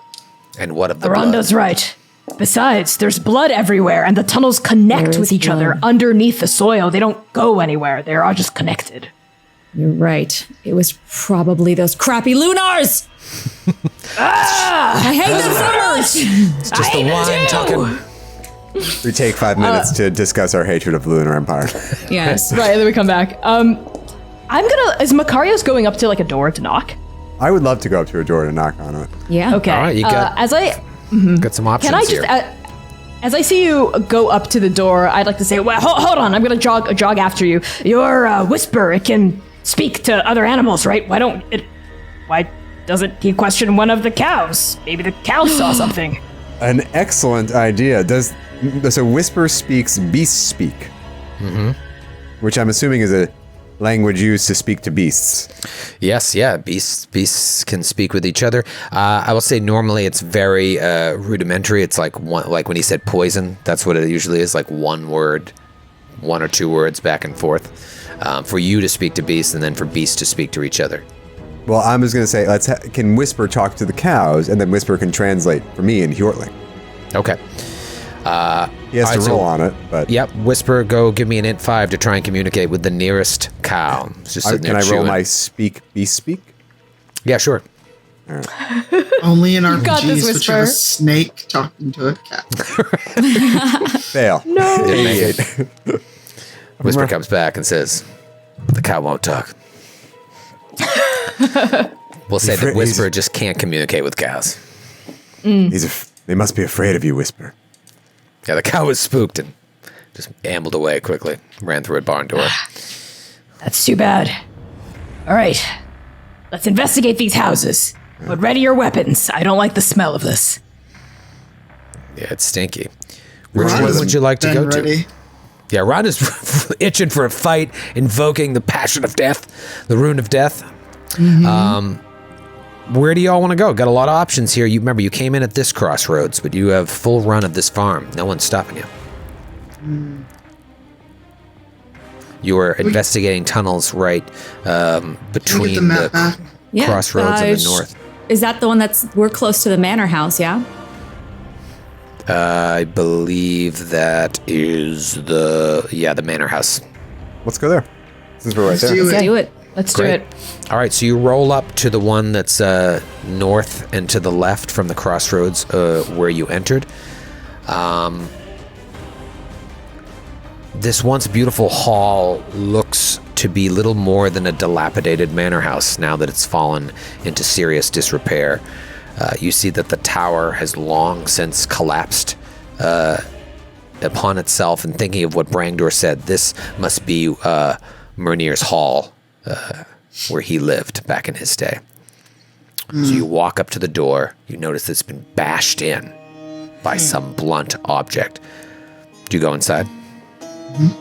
Yeah. Yes, I cast Sword Blade drawn. Sharp as we go inside. Okay, it's ready to go. You go inside, and you can see, as opposed to the outside of the building, whoever lives here now has been trying to restore the hall to its former glory on the inside out, and the interior is beginning to show a little bit of its former charm. The impression you get is that the inhabitants are roughing it a bit, devoting their efforts into fixing this property and perhaps bringing respect back to this Milani land. Let me get a search roll from whoever is able to roll some. Oh boy. I have scan at 40%. Okay, scan is fine. I'll let a scan. Okay, nice. Okay. Let's see. See? I fail regardless. Yeah. I actually do a scan. I failed. I so failed. A fail. I failed It my is an track, epic my fail. search. I am on opposite ends of the dice scale today. Earlier I did great. I'm back at a rolling 100, so it is the worst fail. Oh no! Yeah, another 200s in one session? What? Wow. Yep. All right, well, where it's just a skill roll, it's not gonna, you can tell, role-playing wise, something's off with the run. Maybe, do you feel guilt at all for cutting that troll's arm off? Is that what's nagging at you now that you know their whole story?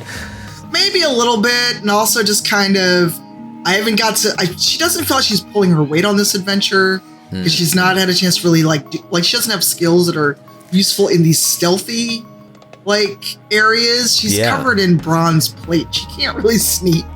So Yeah, this is who you want when shit goes down, not to try and figure out what's happening. exactly. All right, so no one has search or a scan or anything. I have scanned. I rolled search first, and I rolled a 95 on that. So Jeepers. no. Wow. But can I do I've- a scan roll? Yeah, go ahead and do a scan roll too. I had a Cthulhu game a couple weeks ago where I was just 90 this, 90 that. I couldn't hit. No, I rolled a is that- 74. I flubbed that one too. Is that bad? Am I the only I've one- never played Cthulhu, so I don't know if that's bad. Yeah, oh, it is. It's a very similar rule set where they're both Chaosium games. It's just It's some so nice, fun. nice differences. I succeed on scan. I got a 26 to my 60. Okay. Successful scan. No people in here. But it does look like there was a fight or a struggle in here. And whoever did something, it looks like they were dragged away.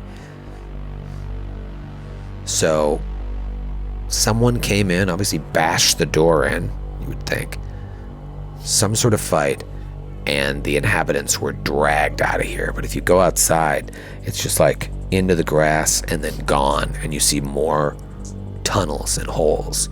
So you think, were they dragged into these tunnels? Were they dragged elsewhere on the farm? Bloodstains? Were they flown away by some sort of winged beast? Maybe. Is the blood fresh with my successful scan roll?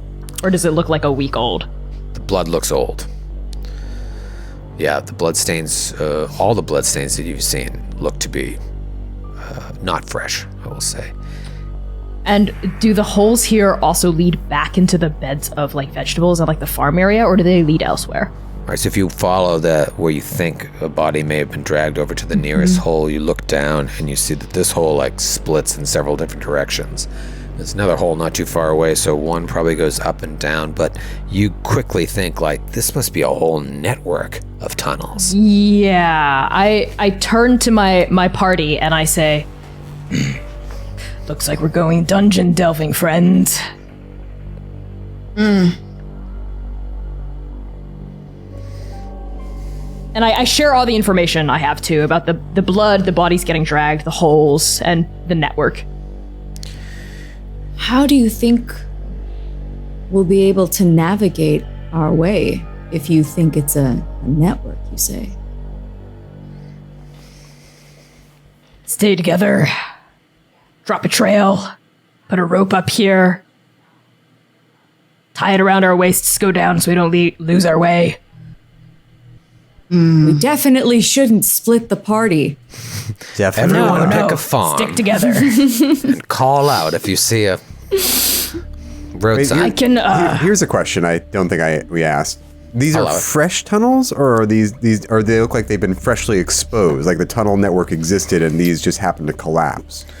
They look like they have been dug recently. There's no reason to think that these tunnels were a part of the farm system here. They're too haphazard and they destroy good farming land. So they Unless look there was some new. sort of bootlegging operation and you needed a place to, get your bathtub gin out. You're really locked into this whole burying contraband idea. You're concerning me with this. First, you have knowledge about hiding bodies. That as a pacifist, you shouldn't. Now you're talking about bootleg gin. I just Yeah, I don't know if this is your whole like stage persona of the, and then what we just find out you're just some like serial killer. It's always the quiet ones. That's right. Always the pacifists. Please refer all your questions to my counsel, Whisper. Whisper Wants can us to become talk a to belt. his snake now. Whisper, as we know, can just be tied in a knot like a cartoon. Well, the reason you don't think that this also exposed a tunnel network is some of the tunnels just go right up, like the one that Vakaris went through, and then some go deeper, and you feel like you could get lost there for days. You look around at the farms, and you think if any of these had like a basement, it would be the temple on the far end. So maybe there was some sort of basement stuff going on, but all these other ones are just one floor buildings. But you don't get the sense that it exposed a tunnel network. You get the sense that someone came here, made these tunnels for a reason. Yeah. And now everyone's gone. shall we go in? Should we check the temple? Yeah, let's check the Place- temple. Good a place as any. All right. All right, so you cross, you leave that Myrnir's Hall, you assume Myrnir's Hall, and make your way straight south to this old temple.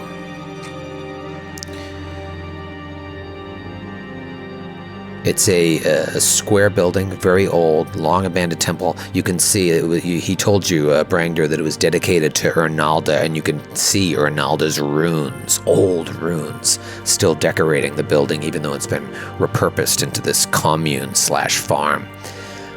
There are two small outbuildings and then one large hall. So imagine just the four of you slowly walking up to this hall, wondering what the hell is going on here. Passing by more of these holes to your left and your right, narrowly missing some right beneath your feet. Are the holes all the same size, or do they vary in size? Generally the same size. Yeah. Okay. You don't see any that are much smaller. They're all large and about over twice the size of each of you. And the walls were smooth, like they were made by claw marks or shovels that we could tell were moved by magic. Smoothish. Okay. It looks like there was, like it wasn't made with shovels, I'll say. Okay. It was probably made with hands, you hope. You walk inside the main hall, and it is a scene. There is blood everywhere. Grant, I think we have a good picture of this scene here, which I'll throw up on Roll20 for you as well. Oh, you know what? I didn't load it. So, Grant, I think you have this one of just blood everywhere. It's great. But in addition to blood being everywhere, there are bodies. There were 4 or 5 different bodies lying on the ground. And some have the markings of Sardarite soldiers, and some have the markings of lunar soldiers. And they all look like they're still breathing. But they're all unconscious. And as you hesitantly walk closer, you see that almost all of them have like a greenish complexion and like foam around their mouth. And they're just like shaking in their unconscious state. And the acid smell is really strong here. So you put 2 and 2 together and you realize that they're poisoned. There's green foam dribbling out of some of their mouths. And then in the far corner, you see a staircase leading down. Makarios, we need you. Yeah, Makarios will rush to the nearest victim, and I want to do a treat poison, but I want to enhance it. Okay. Can I roll an honor to save them? It's part of my belief structure to save helpless people who have been poisoned. Are you saving a lunar soldier or a Sardarite?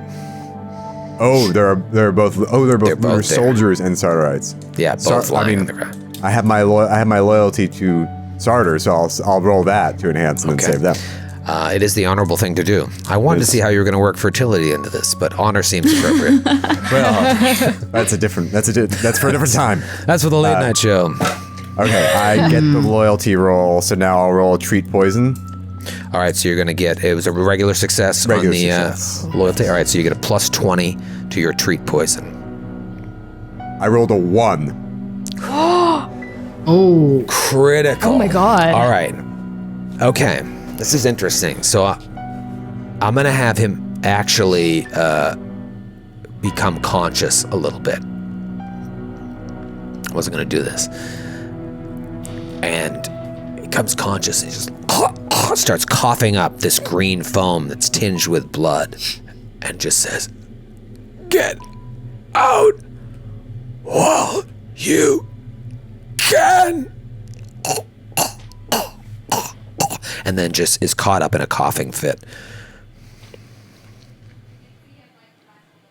Who did this to you? Yeah. What happened? Who? He's gone. Yeah. It's gross. You don't want to get too close because you don't know if it's contagious. Does it seem like they're beyond rescue, like they're gonna die? Because even Makarios' like crit 1 couldn't remove the poison. Yeah, you feel pretty strongly that you've subdued the poison, but now it's like, at the end of a cold when you're just like coughing it all out, like he's just getting it out. You feel like he's probably going to be okay, but he's in a way, he's mentally like not there either.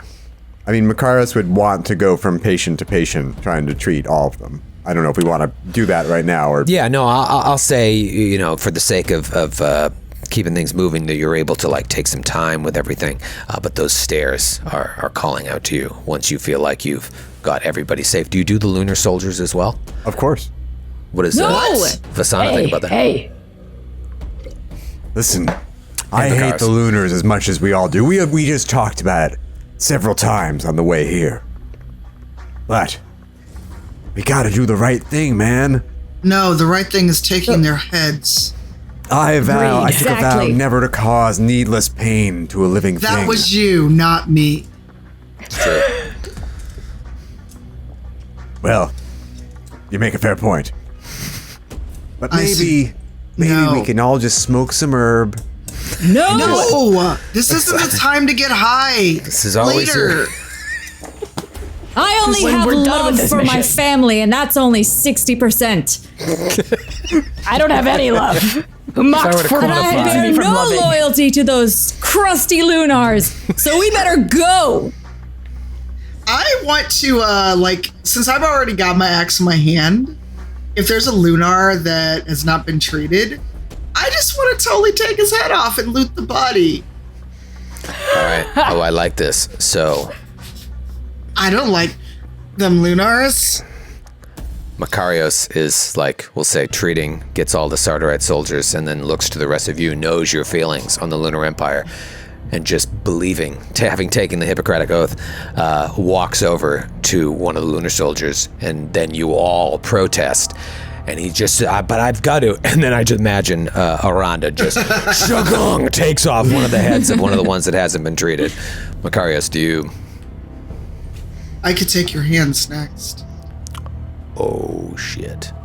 Whisper. I think she means it. If you stick that snake on me, I will have belts. Do I want to cast a rune spell? I hate the lunars. You hate the lunars. So you really want a PvP with a seasoned fighter, Mr. Pacifist. Also, you're all about harmony, and you saw the discord that happened between Vakaros and Aranda yesterday, and what that almost led to. It's true. Do you want more inter-party strife when there's obviously something dangerous going on here at Myrnius Landing? Well, the spell I would cast is Harmony. That's not going to work. Which would prevent all violence in a certain radius. But I think Makarios, between his hatred for the Lunar Empire and his general fear of Aranda, is just going to slowly back away. They don't have to die, man. They don't have to die. You can just let nature take its course, maybe. Talk about it some more. Nature's too slow. Agreed. I'm gonna help Aranda just like decapitate the rest of the lunar soldiers here. Same. Yeah. And imagine your just- blade is imbued, so you're doing double damage to all those necks. Yeah. Yeah, And even I after like- decapitation, still kick one in the gut. Oh, man, Makarios that's great. just stands there. A single tear runs down his cheek. This is what you signed up for? It's time. I spit on one of their go. bodies and I say, Imperialist scum. and then I turn to the stairs that have been beckoning to us this entire time. Vakaros turns to the stairs and begins to descend. Let me take you to a map just to the right of the Myrnius Landing map. You see, as this was a temple, as an underground chamber, square in shape, you figure there was a time here where the worshippers would come and have ceremonies down here. It's mostly intact, but it's cluttered, and there is blood everywhere. As your eyes adjust to the dark, you see coin everywhere, valuable dishes, furnishings, personal items, like jewelry lying about the floor. Like everything has been taken from all of the farms and thrown in this room. But there's two other things that catch your eye. On the far end of the room is another one of these tunnels, but the tunnel looks much, much larger than the ones you've seen outside. And lying right in front of the tunnel is a body. What do you do? I'm gonna cast Detect Enemies again and point it like at the body. Pretty sure that's dead, Makarios. You cast Detect Enemies in the direction. Yeah. Just to make sure it's not like an undead or like something pretending to be, you know. And I put my blade out to see if Okay. anything pings. Put your blade out, still covered in your now clotted blood, to sense the presence of enemies. You did this before as your blood was dripping into the ground, didn't sense anything. And now you have this very weird sensation of like, whom, that you're like surrounded by enemies. Like in this room or outside In of it? this room, you feel like outside in the walls around this room, just the feeling of like a fleeting enemy and another fleeting enemy and another fleeting enemy. But it just as you feel it, it disappears, and then you feel it behind you and above you and below you, through the walls. Is the corpse an enemy? The corpse is not glowing with any Okay. light. They're everywhere. They're in the walls. They're moving. Makarios will rush to the corpse. Makarios rushes to the corpse. Does anyone go with him? I will. You may control your characters on the map, I think. You should still have that power. You see the little body there. So Makarios rushes over. Can't help himself. I'm not seeing the... He's a I took an hero. oath. There's Vasana and there's Aranda. I took an oath. Aranda is cautiously approaching. Or am I? Yeah. I'm behind Varacos. Okay. Yeah, I'm gonna just like Oh, I'm hold up the Vasana, rear. sorry. I did not move myself. Sorry, y'all. Sorry, Nora. You're pot committed. I don't see myself on this There you Roll20 are. map. Are you Oh. Varacos? might I, don't, need to- I still see the Murner's Landing. There you are. Oh. I can move you. Do you see the map to the right? Or just maybe you might need to refresh Roll20. Oh, Sometimes- there we go. It was hidden. Gotcha. I got so much stuff hidden on here. All right, so Makarios went right up to it. Varacos came, about 15 boxes away from Makarios with Aranda right behind Varacos. And now Vasana, where do you go? I'm going towards where this corpse is, and I'm just really hoping it's not, because there was that missing boy, correct? Yeah, there is a missing boy. Just approaching like I really don't want it to be that. Right. Oh. Well, the good Yeah. news is you're not 100% sure because Makarios, as you come over to it, you're kind of stopped in your tracks. And then Vasana, you come up behind and you realize that the body is just a torso. And the bottom half is not only missing, but it has this distinct impression like it's been devoured. You? Vakaros and Aranda are behind you. And that tunnel lies right in front. And meanwhile, your spidey sense is tingling, Vakaros, of these feelings of like what was Frodo's blade or Bilbo's blade? Frodo's Sting. blade? Sting, thank you. Like Sting glowing, you're getting that feeling. And all of a sudden it becomes overpowering. And you all hear this as suddenly out of the tunnel bursts a creature with the torso of a man and the lower body of a scorpion that looks like this. Comes out crazy fast, upside down on top of the tunnel with a broadsword in hand.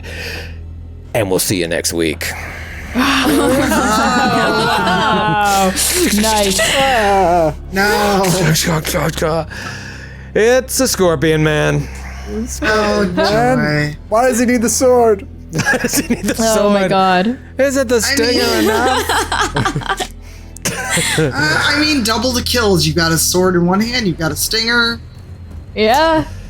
This is going to be fun. Be sure to tune in to the finale of RuneQuest next week. Where can we see y'all in the meantime? Nora, how do they find you? Hi, you can find me at Noralogical on all the social medias. And you can find me on Monday nights on Twitch with Realmsmith for our D&D campaign Into the Mist. You can find me on Thursdays on D&D's channel for Black Dice Society, which you can also catch Tanya in. And then Fridays on World of Darkness, you can catch season 5 of LA by Night. Connie, where can they find you? Hey everyone, I've been Connie, pronouns they, he, and she. You can find me on Twitter, Itch, Patreon, pretty much everywhere at by Connie Chong. That's BYCONNIECHANG. You can also find me Saturdays at 3 p.m. U.S. Central Time streaming Dungeons and Dragons with an all-trans POC-led cast on Trans Planar RPG. That's trans, and then planar as in like interplanar travel, so PLANAR, and then RPG on Twitch. I am also a cast member on Three Black Halflings, a second season for their actual play show, which is dropping on podcasts. I think like every Friday or something like that. But follow Three Black Halflings and check out my Time Wizard, Hoosier, and their Obelisks and Outlaws campaign. And I'll pass along our introductions. Awesome. Tanya? Hi, I'm Tanya DePass. You can find me Wednesday nights on my channel for Into the Motherlands, an Afrofuturist sci-fi RPG that I and a very talented group of POC folks are developing. We are almost near the end of our third season. What happens after that, who knows? But a book will be in your hands next year. Thursdays, you can find me with Nora over in the Black Dice Society, where I play a drow Dhampir with the touch of the beast in her and a blood hunter. And then starting in October 3rd, Rivals of Waterdeep returns for our 11th season with co-DMs, Brian Gray and Urban. I'm sorry, Brian Gray, I almost called him and Urban, and Enio Vargas. We are having co-DMs for the first time. And that's all I can talk about. It's not under NDA. Very cool. And you know where to find Matthew Grant and I here far too often. And tomorrow night at Helium Comedy Club. And we'll be back on Saturday. Folks, have a wonderful Gen Con. Have a wonderful week. And we'll see you in hell. Next week. I meant not in hell. I always assume I'll see them in hell. I mean, it's a fair assumption.